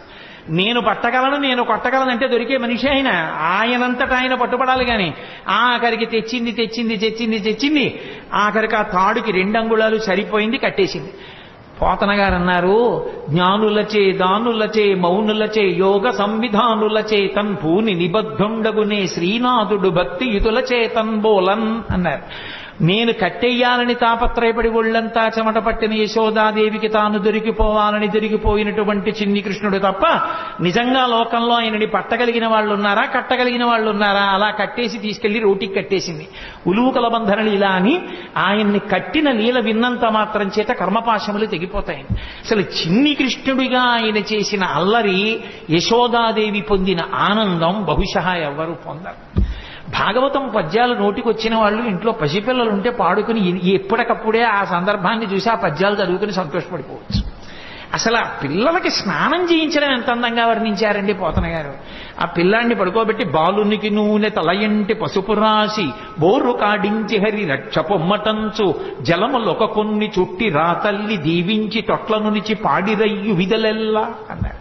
పసిపిల్లలకి స్నానం చేయిస్తే ఎలా చేయిస్తారో అలా వృద్ధ గోపకాంతలు వచ్చి ఆ పిల్లాన్ని ఇలా కాళ్ళు ఇటువైపు పక్కకి తల కిందకి ఉండేటట్టుగా పడుకోబెట్టి నూనెలో చేయి కృష్ణ పరమాత్మని పడుకోబెట్టుకుని ఆయన ఒళ్ళంతా నూనె రాసి వెనక్కి తిప్పి బోర్లా పడుకోబెట్టి ఆ వీపుకంతా నూనె రాసి ఆయన్ని ఒళ్ళంతా పసుపు రాసేసి ఇలా పైకి తీసి కూర్చోబెట్టి పిల్లాడు తల నిలబెట్టడం చేతకాక ఇలా అంటుంటే తల వెనకాల ఇలా పట్టుకుని ముందు ఇలా చేయి పెట్టమని ఉక్కిరి బిక్కిరి అయిపోతాడని తలమించి గోరువెచ్చటి నీళ్లు పోసేస్తుంటే అంటూ బొత్స అక్కడిస్తూ ఆయన స్నానం చేసిన తర్వాత ఆ నీళ్లు ఇలా చుట్టూ తిప్పి నీకు శ్రీరామరక్ష 1000 ఏళ్ల ఆయుష్ 1000 ఏళ్లు ఐశ్వర్యంతో ఉండాలి, బుట్టడు పిల్లలతోటి 2 బుట్టల మనవలతోటి 3 బుట్టల మునిమనవలతోటి 4 బుట్టల ఇనుమనవలతోటి నీ ఇంటికి ఎప్పుడు అతిథులు వస్తూ ఎప్పుడు కంచాలు వేస్తూ అన్నాలు పెడుతూ ఐశ్వర్యంతో పాండిత్యంతో పద్యాలు చెప్తూ సభా గౌరవాలు పొందుతూ ఎంతో గౌరవాన్ని పొందాలరా నాన్న అని చెప్పి ఆ తల్లి ఆ గోపకంతా ఆశీర్వచనం చేస్తోంది. ఎవరికి? లక్ష్మీనాథుడైనటువంటి పరమాత్మకి. అందుకెళ్ళాడు నందవ్రజానికి. అమాయకుడై వెళ్ళలేదు. వాళ్ళు ఎంత స్వచ్ఛమైన హృదయాలున్న వాళ్ళు. అందుకే ఎవరైనా తనక కొడుకు పుడితే ఆనందిస్తారు. అందులో కొడుకులు లేని వాళ్ళు చాలా మంది ఉన్నారు.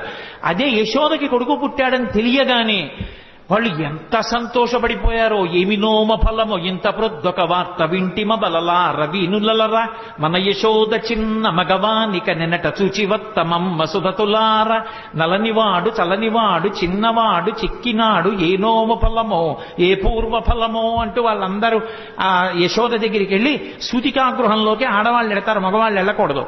మగవాళ్ళు బయట నించున్నారు. ఆ నందుడి దగ్గరికి వెళ్ళి నందుడిని అభినందిస్తారు, కొడుకు పుట్టేట కదా అని. నందుడు రాజుగారి దగ్గరికి వెళ్ళేటప్పుడు మరి కొంచెం డాంబికంగా వెళ్ళాలి. మరి కంచుకములు తలకట్లను కాంచన భూషాంబరములు మెరయగ గోపకు లేతించిరి మంచి పదార్థములు కొనుచు మాధవు చూడన్. మాధవుడు అన్నారు. పుట్టినవాడు లక్ష్మీపతి, శ్రియప్పతి. అందుకే ఆయన పుడితేట మిగిలిన వాళ్ళకి తెలియలేదు గాని క్రేళ్లురికె మసలిలేగలు మల్లడిగుని రెంకెలిడియమద వృషభంబుల్ పెళ్ళున ముదుగుల పొదుగుల చల్లించన్ పాలు బాలు సంభవ వేళన్ అన్నారు పోతన గారు. ఈయన పరమాత్మ పరిపూర్ణావతారం కృష్ణుడు మా వెనకాతలు వస్తాడు. మమ్మల్ని అందరినీ ఇలా ఒళ్ళు నిమురుతాడు. సాయంకాలం వేళ మమ్మల్ని కడతాడు. బంధనాలు విప్పే పరమాత్మ మాకు బంధనాలు వేస్తాడు. ఆయనే మమ్మల్ని తణుగుతాడు, ఆయనే మాకు గడ్డి పెడతాడు, ఆయనే పాలు పితుకుతాడు. మా అదృష్టం అన్నయిట. లీలాశుకుడు పొంగిపోయాడు. గోధూళిధూ సరిత కోమల గోపవేషం గోపాల బాలక శతైరనుగమ్యమానం సాయంతనే ప్రతిగృహం పశుబంధనార్థం గచ్చంతమచ్యుత శిశుం ప్రణతోస్మి నిత్యం అన్నాడు. ప్రతిరోజు సాయంకాలం అయ్యేటప్పటికి ఆ ఆవుల్ని దూడల్ని కొన్ని వేల దూడల్ని తరువుకొస్తూ వాటన్నిటికీ పేర్లు పెట్టేవాడు. సే లక్ష్మి, అంబ, కళ్యాణి, సరస్వతి, పార్వతి, మీ అందరిగో వీళ్ళ ఇంట్లోకి వెళ్ళిపోండి అనేవాడు. ఆవులన్నీ వీళ్ళ ఇంట్లోకి వెళ్ళిపోయి ఆ గోపకాంతలందరికీ చిన్ని కృష్ణుడిని చూస్తే సంతోషం. కృష్ణ ఈ పార్వతి అస్సలు మాట వింటలేదు, కొంచెం కట్టేసి వెళ్ళిపోదు అనేవాడు. అంటే ఆ ఆవు పలు పట్టుకుని ఇలా గట్టిగా లాగుతుంటే డొక్కలు అక్కలించిపోయి ఉరప్పంజరం బయటికి వస్తే ఆ ఆవు నిగడదని నించుని ఆఖరికి ముందుకి గబుక్కును వదిలేస్తే కింద పడిపోయిన కృష్ణుడు మళ్ళీ లేచి ఆ పలుపు పట్టుకుని వెళ్ళి కట్టేస్తుంటే ఆ గోపకాంతలు నవ్వేవార్త. అందరి బంధనాలు విప్పేసే కృష్ణ, నువ్వు సాయంకాలం గోధూళి మీద పడి ఉండగా వెళ్ళి ఆ ఆవుల్ని కడుతున్నటువంటి దృశ్యం నా మనసులో నిలబడిపోయింది, ప్రతిరోజు నమస్కరిస్తానన్నాడు లీలార్చకుడు. అందుకే గోధూళి ధూసరిత కోమల గోపవేషం గోపాల బాలక శతైరనుగమ్యమానం సాయంతనే ప్రతిగృహం పశుబంధనార్థం గచ్చంతమచ్యుత శిశుం ప్రణతోస్మి నిత్యం. ప్రతిరోజు నమస్కరిస్తాను ఆ కృష్ణస్వరూపానికి అన్నాడు. ఆవులు దూడలు ఎంత పొంగిపోయాయో, కృష్ణుడు పుట్టాడని షేరు పాలిచ్చే ఆవులు 2 షేర్ల పాలిచ్చేసాయి. ఈ ఆభీర కుమారుడు వీరుండై వీరవైరి చేతయునై శ్రీయుతుడై దీర్ఘాయుష్మంతుండగునని పాయక దీవించినప్పుడు బ్రాహ్మణ జనముల్ దుందుబులు మెరసె గాయక సందోహము పాడే సూత సముదాయముతో వందిజనులు కీర్తించిరి కందుగ వీతించ భద్రకాహళ రవముల్ అంటారు పోతన గారు. ఆ నందుడు ఎంత సంతోషపడిపోయాడో, ఎన్ని గోవులు దానం చేసేశాడో. ఆఖరికి వసుదేవుడు కూడా కారాగారంలో ఉండగా పరమాత్మ నా కడుపున పిల్లవాడుగా పుట్టాడని స్నానము చేయక రామిని ఆనంద రసాబ్ధిమగ్నుండై ధేనువులను 10,000 విప్రులకును మానసికముగా ధారవోసె మరి ఇచ్చుటకున్నాడు. 10,000 గోవుల్ని మానసికంగా ధారపోసేసేట. శ్రీ మహావిష్ణువు నా కొడుకుగా పుట్టాడు అని వసుదేవుడిచ్చాడు. ఓ భద్రకాహళములు మోగేయి, దుందువులు మెరసై సూత సముదాయముతో వందిజనులు కీర్తించారు. ఎంత సంతోషపడిపోయారో. అసలు కృష్ణలీలలో అద్భుతం ఏంటంటే, పుట్టిన పిల్లాడికి నీళ్లు పోసి వాళ్ళు తీసుకెళ్లి 11వ రోజున ఉయ్యాల్లో వేశారు. ఉయ్యాల్లో వేసి పడుకోబెడదామని ఉయ్యాలా ఊపుతున్నారు. ఏదో ఎవరికి వచ్చిన పాట వాళ్ళు పాడుతున్నారు.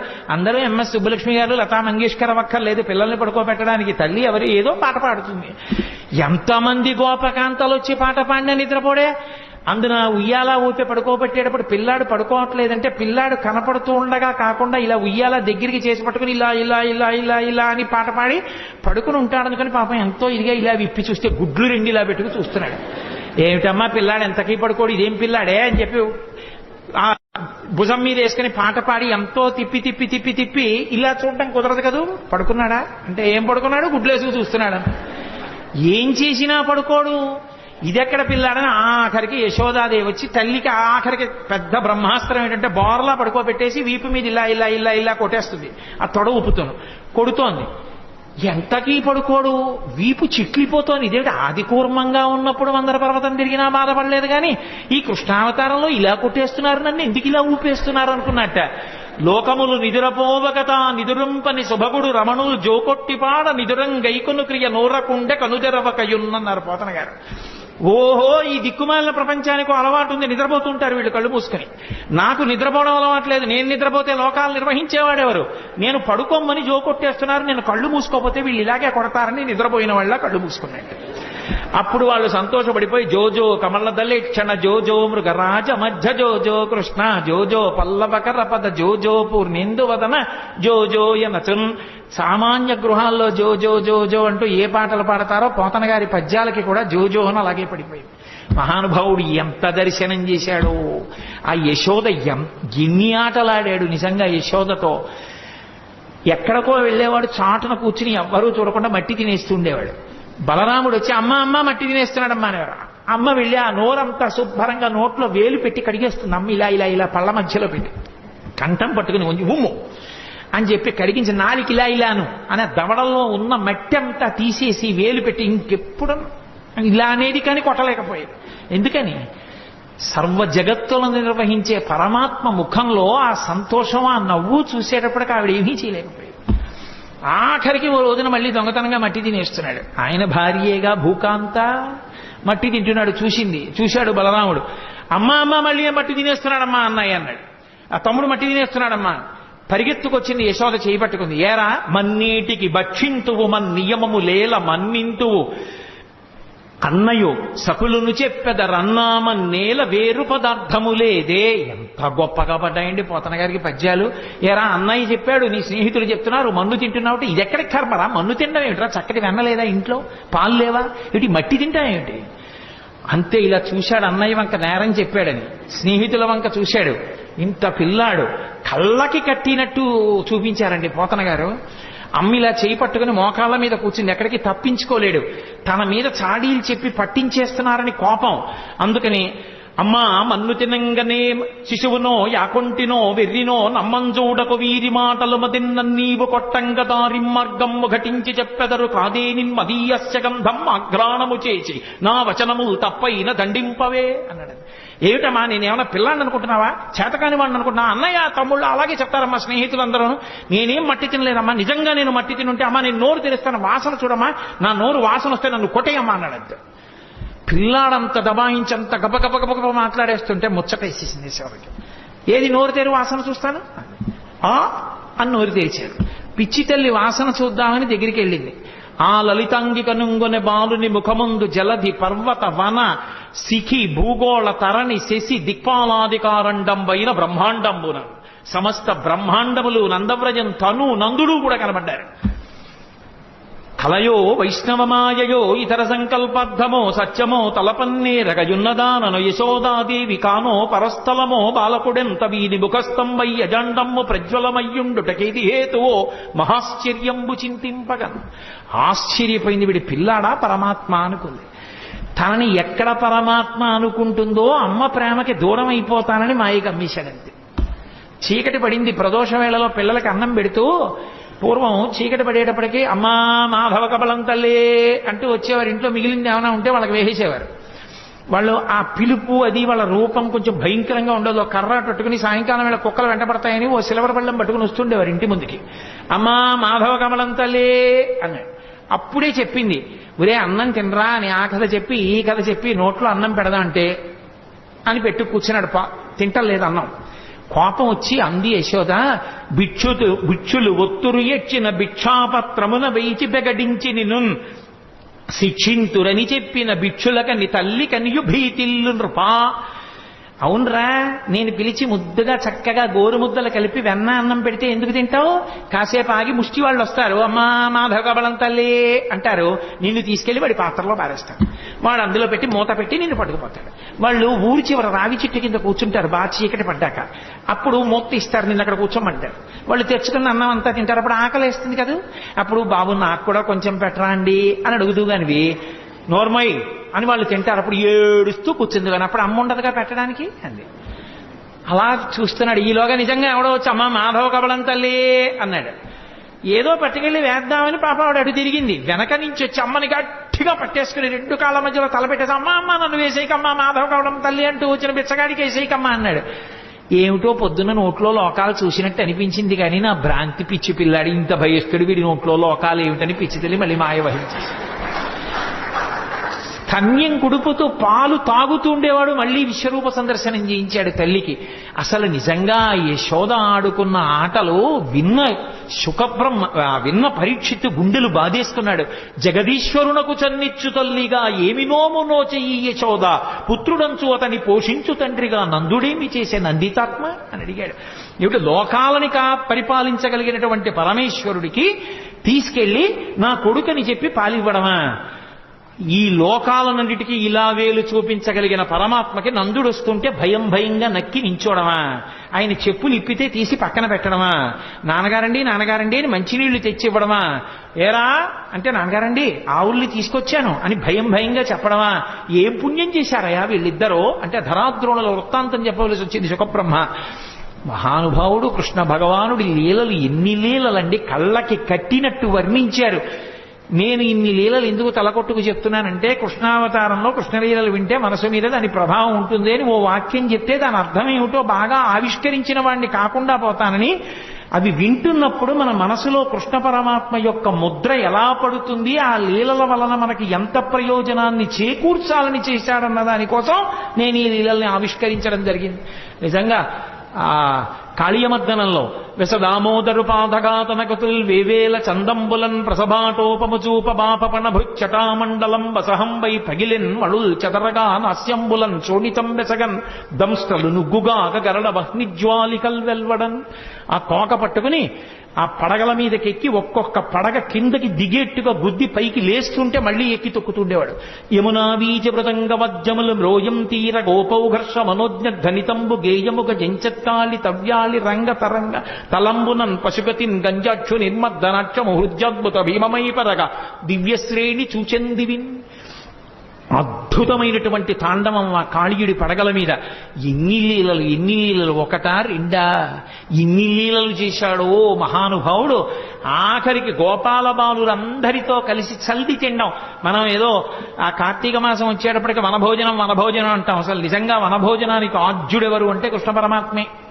గోపాల బాలురందరితో కలిసి ఆ చల్ది బంతులు తినడం కోసమని బయలుదేరాడు. ఏదో ఇంట్లో ఉన్నటువంటి సద్యన్నం ఆవకాయ ముద్దలు పట్టుకుని బయలుదేరారు వాళ్ళందరూ. ఓడి పెసరావకాయ, ఓడి ఆవకాయ, ఒకటి మాగాయ, ఒకటి కాయావకాయ, రకరకాల బూరగాయలు అన్ని పట్టుకుని బయలుదేరారు. అందరూ వెళ్ళారు. చిత్రం ఏమిటంటే ఆ పిల్లలకి కృష్ణ పరమాత్మ చెప్తే తప్ప ఆకలేస్తోందన్న విషయం కూడా తెలియదు. ఆ స్వరూపం అటువంటిది. ఎండన్మగ్గితిరకటింబడితిరా రెండు ఎలా విచారింపగా రెండో బాలకులారయనచున్. ఆకలేస్తోంది, మీకు ఎండెక్కిపోయింది, రెండిరా అన్నం తినండిరా అని అందరినీ పిలిస్తే వాళ్ళు ఇలా పంక్తి వేసుకుని తినరు వాళ్ళు. ఎందుకంటే వాళ్ళకి కృష్ణుడు కనపడాలి. అందుకని వాళ్ళు గుండ్రంగా కూర్చుంటారట. పోతన గారు అన్నారు, జలజంత స్థిత కర్ణికం తిరిగిరా కూర్చుండి వీక్షించచున్ శిలలున్ పల్లవముల్ లతల్ తీగలు పత్రంబులు పుష్పంబులు కంచంబులుగా భుజించిరతటన్ గోపర్భకుల్ భూవరా. జలజాంత స్థిత కర్ణికం తిరిగిరా సంఘంబులయ్యున్న వాళ్ళందరూ ఒక పద్మం ఎలా ఉంటుందో దానికి రేకులు చుట్టూ ఎలా ఉంటాయో అలా ఉంటే మధ్యలో దుద్దులో కృష్ణుడు నించుంటాడు. వాళ్ళకి ఎంత భక్తి అంటే తెలిసో తెలియకో ఆ మధ్యలో నిలబడిన కృష్ణుడు ఏదో పరమాత్మ స్వరూపంగా నిలబడ్డం కాదు. ఆవుల్ని దూడల్ని కాసే కృష్ణుడు ఎలా ఉంటాడో అలాగే మట్టి కాళ్లతో మట్టి చేతులతో పొద్దున్న స్నానం చేయరు, సాయంకాలం స్నానం చేస్తారు గోపాల బాలురు. అందరితో కలిసి వచ్చి వాళ్ళ మధ్యలో నిలబడి కూర్చుని తినడం కూడా కాదు, అలా నిలబడి కడుపున దిండుగా కట్టిన వలువలో లాలిత వంశన లంబుజునిపి విమల శృంగంబును వేత్రదండంబును జారిరా నీకడా చంక నిరిగి మీగడ పెరుగుతో మేళవించిన చల్ది ముద్దయా వలిచే తన నయనునిచి చలరేగి కొసరి తెచ్చిన బూరగాయలు వేళ్ల సందులను తాన నయనునిచి సంగడీల నడుమ చక్కగా కూర్చుండి నర్మభాషణముల నగవు నెరపి యాగభోక్త కృష్ణుడు అమరులు వెరగొంద శైశవంబు మెరసి చల్ది కుడిచే. పోతన గారు పొంగిపోయారంతే. అసలు ఆయన మధ్యలో నిలబడి ఆ పైన దట్టి తీసి ఇలా కడుపుకి అడ్డంగా పెద్ద బట్ట కట్టి ఏదో దిండు కట్టినట్టుగాను ఆ వేణువు తీసి అందులో పక్కకి దోపుకుని ఆవుల్ని దూడల్ని పిలవడానికి ఉపయోగించేటటువంటి బోర కర్ర తీసి చంకలో పెట్టుకుని ఈ చెయ్యి ఇలా అంటే ఓ పడిపోతాయి, అందుకని ఇలాగే పెట్టుకుని అమ్మ పెట్టినటువంటి ఆ మేగడ పెరుగు ముద్ద ఒకటి ఎడం చేతిలో పెట్టుకుంటే కృష్ణ కృష్ణ మా ఇంట్లో ఆవకాయ పెచ్చు తినను ఓడిచ్చాడు, మా ఇంట్లో మాగాయ ముక్క తినను ఓడిచ్చాడు, అవన్నీ వేళ్ల మధ్యలో పెట్టుకుని ఇలా నాక్కుని ఇలా ముద్ద తింటూ వాడిచ్చిన ఎంగిలి ముద్ద తింటూ వాళ్ళల్లో వాళ్ళు ఇందులో పాత్రలోది అందులో పాత్రలోది ఏరుకు తినేస్తుంటే నేను ఇందుకు ఇలా చేయించుకోవడం. అందుకని అలా తినేస్తుంటే వాళ్ళు సంతోషంగా ఆ మధ్యలో నిలబడి తింటున్న ఎవరా కృష్ణుడు? యాగభోక్త కృష్ణుడమరులు వెరగొంద శైశవంబు మెరసి చల్ది కుడిచే. యాగభోక్త అయిన కృష్ణ పరమాత్మ స్వాహాకారంతో ఇస్తే తినవలసిన వాడు గోపాల బాలుల మధ్యలో ఇంగిళ్ళు తింటుంటే రంభాదులు నాట్యం చేశారు పైన. ఏమీ ఆశ్చర్యం రా, ఇంతకి కిందకు వచ్చేశాడో పరమాత్మ. ఏ పాములెరుగక ఏ పారు మేటికి పశుల కాపరి ఇంట పాము కలిగే, ఏ కర్మయును లేక వెలయునొక్కటికి ని జతకర్మంబులు సంభవించే, ఏ తల్లి చనుబాలు ఎన్నడెరుగని ప్రోఢ తల్లి యశోద చన్నుల పాలు త్రావనిరిగే, ఏ హాని వృద్ధుల నెరుగని బ్రహ్మంబు పొదివిటిలో వృద్ధి పొందనుందే, ఏ తపములనైన ఎలమి పండని పంట వల్లవీజనముల వాడపండే, ఏ చదువులనైన ఇట్టిట్టెదనరాని అవయవముల యందు అందముందే. ఏమి అద్భుతం! వికారములు లేని పరమాత్మ యజ్ఞభోక్త వీళ్ల మధ్యలో నిలబడి సద్యన్నం తింటున్నాడా అని తెల్లబోయారు. అది కృష్ణావతారం అంటే అంత కిందకొచ్చేసింది. బ్రహ్మగారు ఆశ్చర్యపోయి వాడు పరమాత్మ అని ఆవుల్ని దూడల్ని దాచేశాడు. ఏమీ తెలియని వాళ్ళ వెళ్ళి చూశాడు. ఓహో, నా కొడుకు నా నాభికమలంలో పుట్టినవాడు, నన్నే మాయి చేద్దామని ఆవుల్ని దూడల్ని పట్టుకుపోయాడు. ఆయన పట్టుకుపోతే నేను సృజించలేనా ఏమనుకున్నాడు. మళ్ళీ ఏ ఆవుల్ని ఏ దూడల్ని ఏ మచ్చలున్నదాన్ని అలా ఆవుల్ని దూడల్ని చూసి ఇలా వచ్చేటప్పటికి పిల్లల్ని దాచేశాడు. వీళ్ళని దాచేస్తే నేను సృజించలేనా ఏమనుకున్నాడు.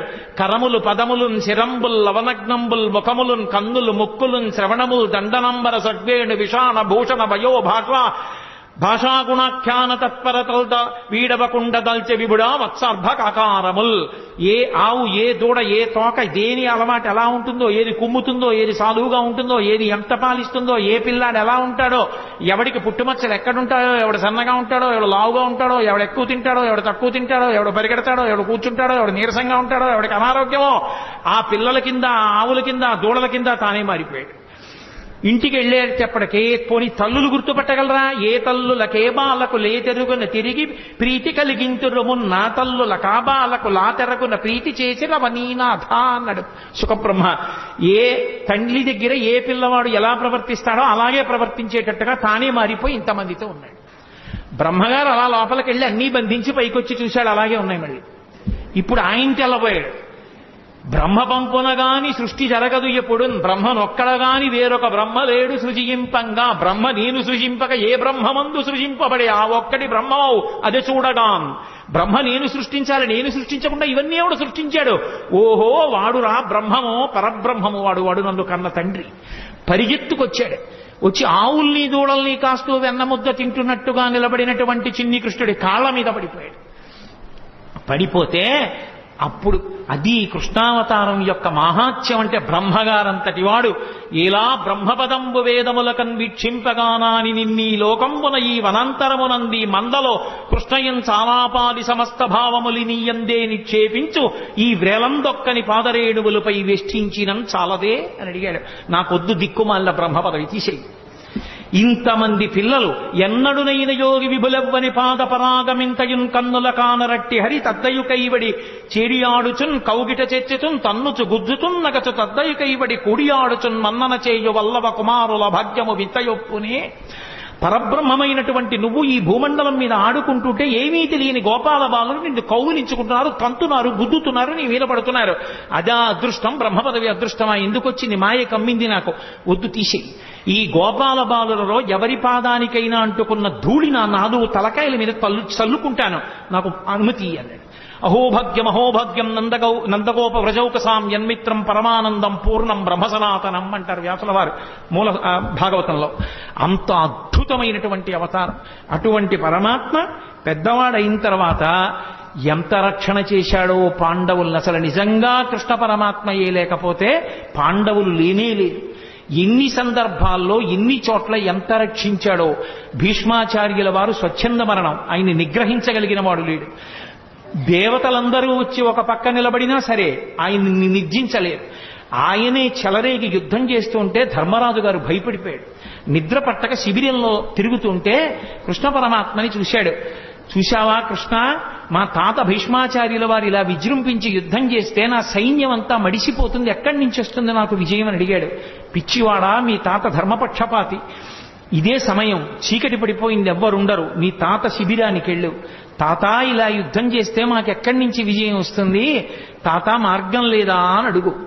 పాపం మహానుభావుడు ఇంతమంది మనవల్ని పిల్లల్ని పెంచి పెద్ద చేసి రాజ్యరక్షణ చేసినందుకు చిట్ట చివరికి తన మనవడి చేత అడగబడ్డాడు, తాత నువ్వు ఎలా చచ్చిపోతావు చెప్పు అని. ధర్మరాజు గారు అడిగితే, ఒరే మనవడా, నేను చేతిలో ధనస్సు పట్టుకుని ఉన్నంత కాలం నన్ను పడగొట్టడం ఎవరికీ సాధ్యం కాదు. అంబ నా మీద పగబట్టి నన్ను చంపడం కోసం తపస్సు చేసి ఆడదై పుట్టి మగవాడిగా మారింది. ఆడదై పుట్టి మగవాడిగా మారింది కాబట్టి అంబ శిఖండిగా తిరుగుతోంది. శిఖండిని అర్జునుడి రథం మీద నిలబెట్టండి. శిఖండి ఎదురుగుండా కనపడితే నేను బాణం వెయ్యను, ధనస్సు కింద పెట్టేస్తాను. ధనస్సు కింద పెట్టిన తర్వాత శిఖండి వెనక నుంచి అర్జునుడిని నా మీద బాణప్రయోగం చెయ్యమను, ఒళ్ళంతా తూట్లుగా కొట్టేయండి, ఆ బాణపంజరంతో కింద పడిపోతాను, తర్వాత మీరు యుద్ధం చెయ్యండిరా అన్నాడు. కృష్ణ పరమాత్మ చెప్పబట్టి శిఖండిని ఎదురుగుండా పెట్టుకుని భీష్మాచార్యుల వారిని పడగొట్టారు. ద్రోణాచార్యుల వారు ఒకానొక సందర్భంలో విజృంభించి ధనస్సు పట్టుకుని వైరి పక్షంలో ఒక్కడిని బ్రతకనివ్వనని అగ్నిహోత్రంలా విజృంభించాడు. కృష్ణ పరమాత్మ దగ్గరికి వెళ్ళి ఏడిచాడు ధర్మరాజు, ఏం చేయమంటావు, ఎలా ఇప్పుడు సాక్షాత్తు గురువు ఆయన్ని ఎలా నిగ్రహించడం అని. ఒక్కటే కార్యం, భీమసేన నువ్వు వెళ్ళి అవతల వైపు సైన్యంలో అశ్వత్థామ అని పేరు కలిగినటువంటి ఏనుగుంది, నీ గదాదండంతో దాన్ని చంపేసి, చంపేసిన తర్వాత గట్టిగా అరు, అశ్వత్థామ హతః అన్నారు. మంచి యుద్ధం చేస్తున్నాడు ద్రోణాచార్యుల వారు. భీమసేనుడు వెళ్లి ఆ ఏనుగుని చంపి ఒక పెద్ద అరుపు అరిచాడు, అశ్వత్థామహతః అన్నాడు. నమ్మలేదు ద్రోణాచార్యుల వారు. నన్ను నా ఉత్సాహాన్ని తగ్గించడానికి అరుస్తున్నాడని అదే బాణ పరంపర కొనసాగిస్తున్నాడు. ధర్మరాజు పరిగెత్తికెళ్ళాడు కృష్ణుడి దగ్గరికి. పెద్ద ధర్మాన్ని నిలబెట్టడానికి చిన్న అధర్మం చెయ్యక తప్పదు ధర్మరాజా. అశ్వత్థామహతః అండం నీకు ఇష్టం లేకపోతే నువ్వు కనపడు చాలు. మనసులో అనుమానం ఉంది ద్రోణుడికి, అడుగుతాడు. నువ్వు చెప్తే మాత్రం నమ్మి తీరుతాడు. ఆయన ధనస్సు వదిలేయాలంటే ఒక్కటే మార్గం, నువ్వు ఆయన ముందు చెప్పావో అశ్వత్థామ చచ్చిపోయాడని ధనస్సు కింద పడేస్తాడు. కొడుకు మీద వ్యామోహం. అందుకని అశ్వత్థామహతః అను అంటే గురువు ఎదురుగుండా నిలబడిన వాడు అంత మాట అనడమా నేను అననన్నాడు. ప్రాణమే పోయినా నేనన్నా. అనక తప్పదు. పెద్ద సత్యాన్ని పెద్ద ధర్మాన్ని ఆవిష్కరించడానికి చిన్న అధర్మం చెయ్యాలి. పోనీ అబద్ధం చెప్పద్దు. అశ్వత్థామహతః అని గట్టిగా అని కుంజరహ అని మెల్లిగాను అన్నాడు. కుంజరహ అంటే ఏనుగు. ధర్మరాజు గారు వెళ్ళగానే చూశాడు ద్రోణాచార్యుల వారు అబద్ధం ఆడ్డం అని. ధర్మరాజా అశ్వత్థామ ఏమయ్యాడన్నాడు. అశ్వత్థామహతః కుంజరహ అన్నాడు. ధర్మరాజు గారి నోటి వెంట ఆ మాట విన్నాడంతే వదిలిపెట్టేశాడు. వదిలిపెట్టేయడం ఏమిటి, బాణాలు కొట్టేశాడు అర్జునుడు. దృష్టజ్యుమ్నుడు ఒక్క దూకు దూకి ద్రోణాచార్యుల వారి శిరస్సు కోసేశాడు. ద్రోణాచార్యుల వారు చనిపోయారు. ద్రోణాచార్యుల వారే పడిపోకపోతే యుద్ధంలో గెలిపెక్కడిది? ఇవన్నీ ఒకెత్తు. సైంధవుడు యుద్ధానికి వచ్చినప్పుడు పరమశివుడి గురించి తపస్సు చేశాడు. పరమశివుడి గురించి తపస్సు చేసి పంచపాండవుల్ని గెలిచే వరం ఇమ్మన్నాడు. పంచపాండవుల్ని గెలవడం నీ తరం కాదు, పాశుపతాస్త్రం నేనే ఇచ్చే అర్జునుడికి. అర్జునుడిని తక్క మిగిలిన నలుగురిని ఒకరోజు మాత్రం యుద్ధంలో గెలుస్తా ఉన్నాడు. అర్జునుడు దూరంగా ఉండడం చూసి అభిమన్యు కుమారుడు పద్మవ్యూహంలోకి వెళ్తే సైంధవుడు నలుగురిని, ధర్మరాజు, భీముడు, నకులుడు, సహదేవుడిని నలుగురిని లోపలికి వెళ్లకుండా చూసి అభిమన్యుడు చచ్చిపోవడానికి కారణమయ్యాడు. అందుకనే సైంధవుడిలో అడ్డుపడ్డాడంటారు. రాత్రి శిబిరానికి తిరిగి వచ్చినటువంటి అర్జునుడు ఏడిచాడు కొడుకు చచ్చిపోయాడని. ఏడిచి మీరు నలుగురు ఎందుకు వెళ్ళి రక్షించలేదని అడిగాడు అన్నల్ని. సైంధవుడు అడ్డుపడ్డాడు, అతనికి వరం ఉందన్నారు. తొందరపడి ప్రతిజ్ఞ చేసేశాడు. రేపు సూర్యాస్తమయానికి నేను సైంధవుడి తల తరగకపోతే నేనే చచ్చిపోతానన్నాడు. అర్జునుడు బానే పడుతున్నాడు ఆ రాత్రి, కృష్ణుడు నిద్రపోలేదు. మహాభారతం చదివితే ఎంత భక్తపరాధీనుడు రా అనిపిస్తుంది. ఆఖరికి అటు ఇటు దొర్లుతూ ఉంటే సారథి దారుకుడు వచ్చి పిలిచాడు. ఎందుకు అలా ఉన్నారని అడిగాడు. ఎలా నిద్రపడుతుంది? తొందరపడి ప్రతిజ్ఞ చేశాడు. ద్రోణాచార్యుల వారు తక్కువడా? అర్జునున్నొక్కడిని ఆపేస్తే చాలు, రేపు ఖచ్చితంగా అర్జునుడు చచ్చిపోతాడు. ఆత్మహత్య చేసుకుని ప్రాణం వదిలిపెట్టేస్తే గెలుపు కౌరవులది. రేపు సైంధవుడు అర్జునుడికి చిక్కకుండా చూడడం ఎలాగో ద్రోణుడికి తెలుసు. ద్రోణుడు వ్యూహం పన్ని ఎక్కడో దాస్తాడు సైంధవుణ్ణి. యుద్ధంలో అసలు అక్కడ దాకా వెళ్ళడం కుదరదు. ఎందుకంటే ద్రోణాది వీరులు ముందే ఉంటారు. స్వర్ణ కవచాన్ని అభిమంత్రించి కట్టాడు దుర్యోధనుడికి. వెళ్ళలేకపోయాడు అర్జునుడు. వెళ్ళలేకపోయి ద్రోణాచార్యుల వారే పెద్ద పర్వత శిఖరంలో ఎదురుగుండా నించుని శకట వ్యూహం పన్నాడు. శకట వ్యూహం పన్ని లోపల ఎక్కడో చిట్ట చివర దాచేశాడు సైంధవుణ్ణి. పొద్దున్నైపోయింది, మధ్యాహ్నం అయిపోయింది, పొద్దు ఒరిగిపోతోంది. యుద్ధం చేస్తూనే ఉన్నాడు. ఎక్కడికో వెళ్ళాలి, ఇంకా మొదట్లో ఉన్నాడు. వ్యూహాన్ని ఛేదించనే లేదు. అయిపోయింది, సూర్యాస్తమయ వేళ అయిపోయింది. సైంధవుడు సంతోషపడిపోతున్నాడు. అమ్మయ్య, ఇక అర్జునుడు నా దగ్గరికి వచ్చే అవకాశమే లేదు, నేను చచ్చిపోనని. చిన్న బుచ్చుకున్నాడు అర్జునుడు. అయిపోతోంది సూర్యాస్తమయం, కాబట్టి చంపలేని సైంధవుణ్ణి. అయిపోయింది కురుక్షేత్ర యుద్ధం, నేను ప్రాణం విడిచిపెట్టవలసిందే. చూశాడు కృష్ణ పరమాత్మ అర్జునుడి యొక్క అవస్థ. చూశావా, తొందరపడితే బావా ఎలా ఉంటాయో పరిణామాలు, జాగ్రత్త వహించు, ఇప్పుడు నేనేం చేస్తానో చూడన్నాడు. మాయాతిమిరాన్ని సృష్టించాడు. అది సూర్యుడిని అడ్డింది. సూర్యాస్తమయం అయిపోయింది, అర్జునుడు కొట్టలేకపోతున్నాడే అన్నాడు. అలా మాటలు చీకటి పడింది అన్న మాట వినపడగానే అర్జునుడు దగ్గరలో లేడు కదా అని సైంధవుడు నిక్కి నిక్కి తలపైకెత్తాడు. తలపైకెత్తి నిలబడ్డాడు. బావాడిగో సైంధవుడు కొట్టేయన్నాడు. బాణం వేసి వెంటనే తలని కొట్టాడు. కొట్టగానే మాయాతిబిరాన్ని తొలగించాడు. చీకటి పడ్డా కొట్టాడందాం అనుకున్నారు, మళ్ళీ సూర్యుడు పైకి వచ్చాడు. అమ్మా, మనం పొరపాటు పడ్డాను రా, సూర్యాస్తమయం అవ్వలేదనుకుంటున్నారు. సైంధవుడి తల బావా కింద పడిందో నీ తల నూరు ఒక్కలైపోతుంది. ఎందుకంటే సైంధవుడికి తండ్రి ఉన్నాడు, వృద్ధక్షత్రుడు ఆయన పేరు. ఆ వృద్ధక్షత్రుడికి తపస్సు చేస్తే పుట్టాడు జయద్రథుడు అన్న పేరుతో సైంధవుడు. ఆయన పుట్టినప్పుడు అశరీరవాణి పలికింది. ఇతని యామరపాటులో ఉన్నప్పుడు ఒక సుక్షత్రియుడి ఇతని తల కొట్టేస్తాడంది.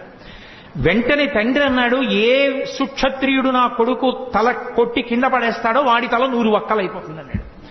ఎవడు తల కొట్టి కింద పడేస్తాడో వాడి తల 100 వక్కలవుతుంది అన్నాడు. బావా నీకు తెలియదు, వాళ్ళ తండ్రి శాపం ఉందా, తల కింద పడిపోతే నీ తల 100 వక్కలైపోతుంది, అందుకు నా తల కింద పడకుండా బంతులాడన్నాడు. ఓ పక్క యుద్ధం చేస్తూ ఓ పక్క బాణం వేస్తూ సైంధవుడి తల కింద పడకుండా పైనే బంతులాడాడు. బావా ఇటు యుద్ధం కష్టంగా ఉంది, పాశుపతాస్త్రం వేసి దీన్ని ఎక్కడో హిమాలయ పర్వతాల అవతల ఉన్నటువంటి ఆ శమంతక పంచకం దగ్గర కూర్చుని అసుర సంధ్య వేళ అవుతోందని సంధ్యావందనానికి కూర్చున్నాడు వృద్ధక్షత్రుడు, ధ్యానంలో ఉన్నాడు. ఆయన చేతుల్లో పడేటట్టు కొట్టు, వాళ్ళ తండ్రి చేతుల్లోనే పడుతుంది తలకాయ అన్నాడు. తిన్నగా పాశుపతాస్త్రం వేస్తే సైంధవుడి తలకాయ వెళ్ళి వృద్ధక్షత్రుడి చేతిలో పడింది. ఇదేమిట్రా అర్ఘ్యమిద్దామంటే చేతిలో తలకాయ పడింది, చెయ్యని ఇలా అన్నాడు కొడుకుని చూసుకోకుండా. ఆయన చేతిలోంచి తల కింద పడింది కాబట్టి ఎవరి చేతిలోంచి తల కింద పడిందో వాడి తల 100 వక్కలవ్వాలి. తండ్రి వృద్ధక్షత్రుడి తలకాయ 100 వక్కలైంది. కృష్ణుడు లేకపోతే అర్జునుడి బతికేమవును, పాండవులేమో. మహానుభావుడు మహాభారత యుద్ధంలో ఒకసారి కాదు ఎన్ని మాటలో కర్ణుడు ఎదురుగుండా నిలబడి ఇంద్రుడిచ్చిన నాగాస్త్రాన్ని ప్రయోగిస్తే నాగాస్త్రం వచ్చేస్తోంది. ఇక అర్జునుడి కంఠం మీదకి వస్తోంది, తల నరికేస్తుంది. వెంటనే తన బొటనవేలు పెట్టి రథాన్ని నొక్కాడు. 5 అంగుళాలు కిందకి దిగిపోయింది. రథం భూమిలోకి దిగిపోతే ఆ వచ్చినటువంటి నాగాస్త్రం అర్జునుడి కిరీటాన్ని కొట్టింది. ఆ కిరీటం కింద పడిపోయింది. అర్జునుడు దక్కాడు. భగదత్తుడు యుద్ధం చేస్తూ వైష్ణవాస్త్రం ప్రయోగించాడు. ఆ వైష్ణవాస్త్రం తిన్నగా వచ్చి అర్జునుడికి కొట్టేస్తుంది, దానికి ఇంకెదురులేదు. అది వచ్చేస్తోంది. కృష్ణ పరమాత్మ అర్జునుడికి ఎదురు నిలబడ్డాడు. నిలబడితే అది వైజయంతిమాలగా పడిపోయింది. అర్జునుడు నింద చేశాడు కృష్ణుణ్ణి. ఏమి కృష్ణ, నీ చేతకాని వాడినా అస్తమానం నువ్వెందుకు అడ్డుకుంటావు, నేను యుద్ధం చేయలేనా, ఏమనుకుంటారు అందరూ నన్ను అడిగాడు.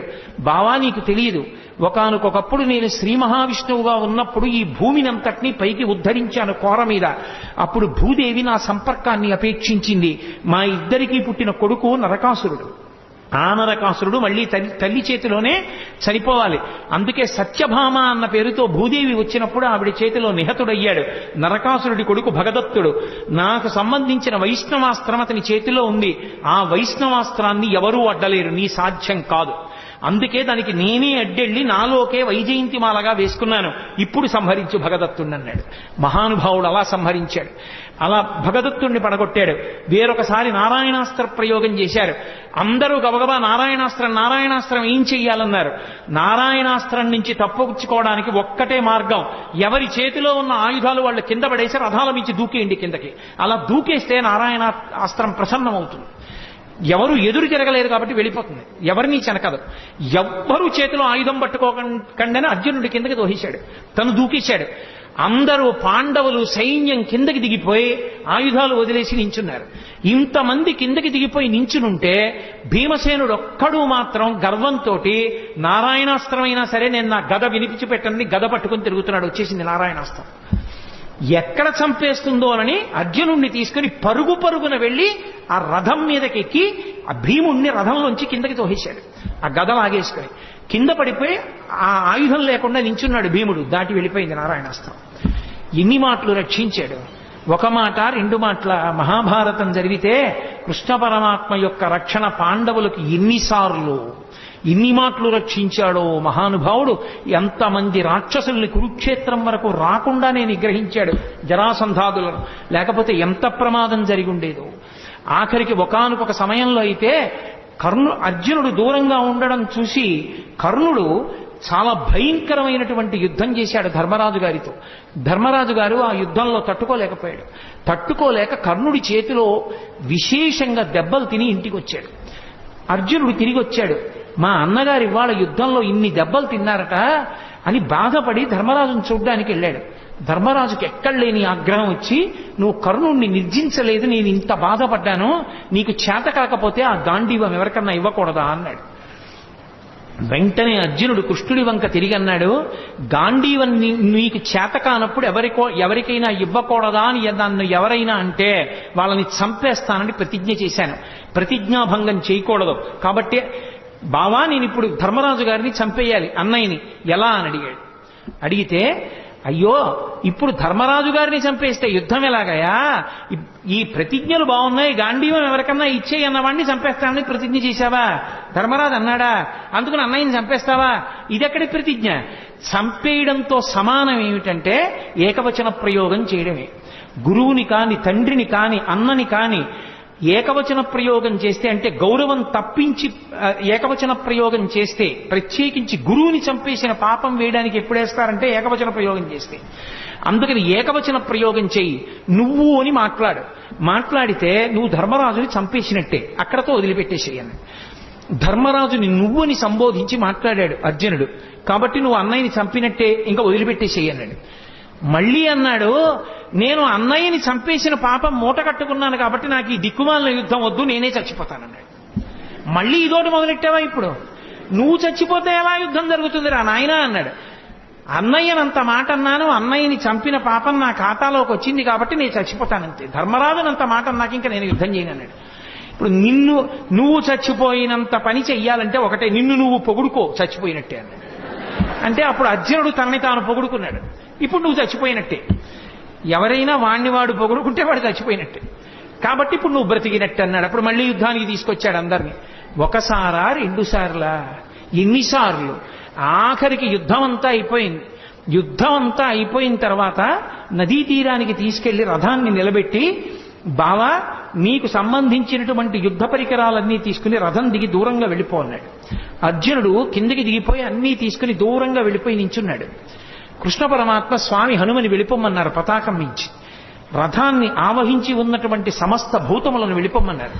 వెళ్ళిపోమ్మని కృష్ణ పరమాత్మ రథంలోంచి కిందకి దూకారంటే రథం భగ్గున కాలిపోయింది.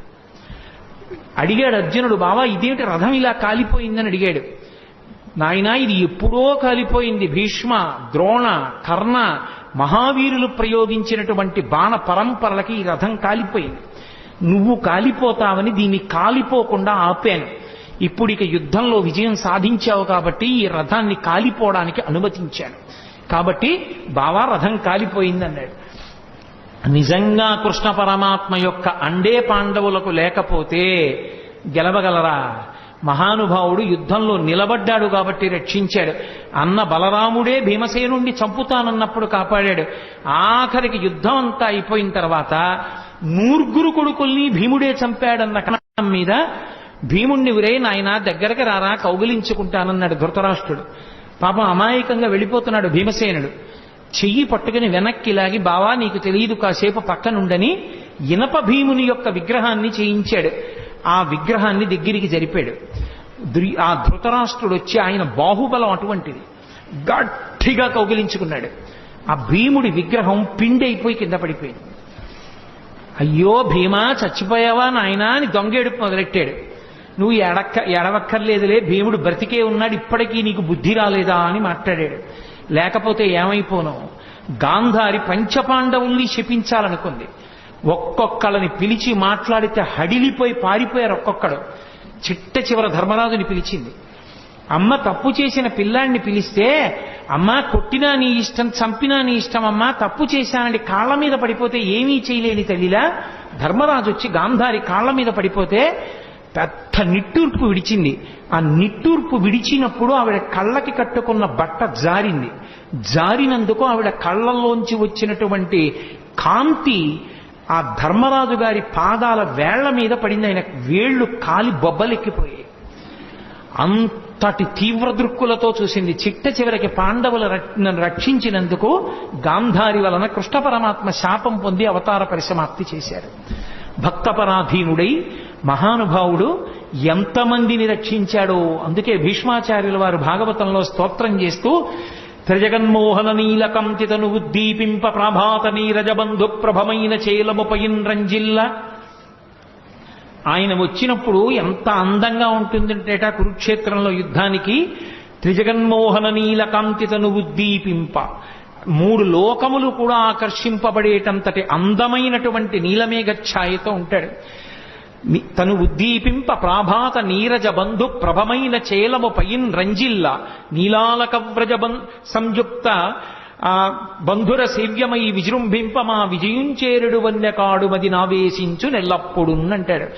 ఆ ప్రాభాత నీరజ బంధు ప్రభమైన అంటే తామర పువ్వులకు మిత్రుడైనటువంటి ప్రభాతకాల సూర్య భగవానుడి యొక్క కాంతి ఎలా ఉంటుందో అటువంటి చేలమును కట్టుకున్నటువంటి వాడు.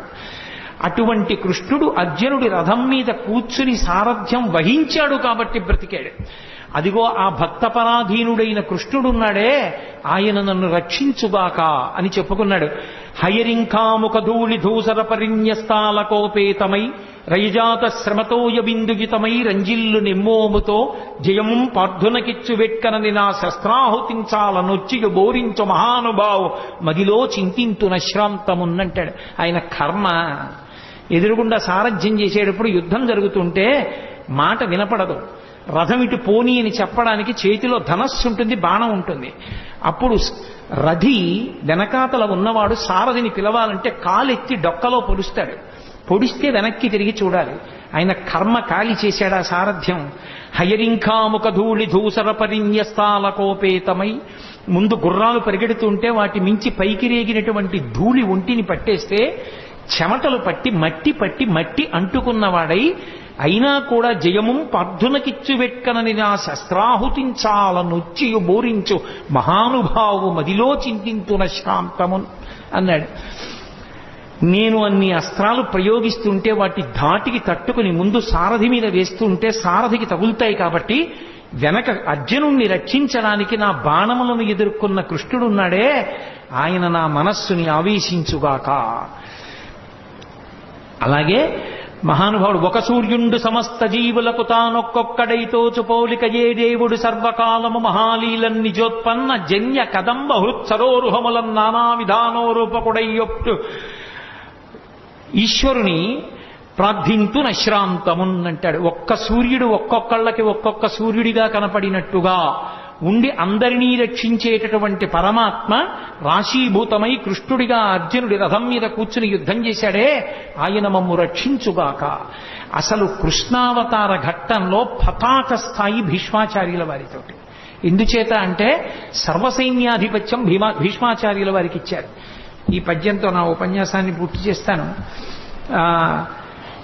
ఇటు సర్వసైన్యాధిపత్యం భీష్మాచార్యుల వారిది, అటు కృష్ణుడు ఏ ప్రతిజ్ఞ చేశాడని అడిగాడు భీష్ముడు.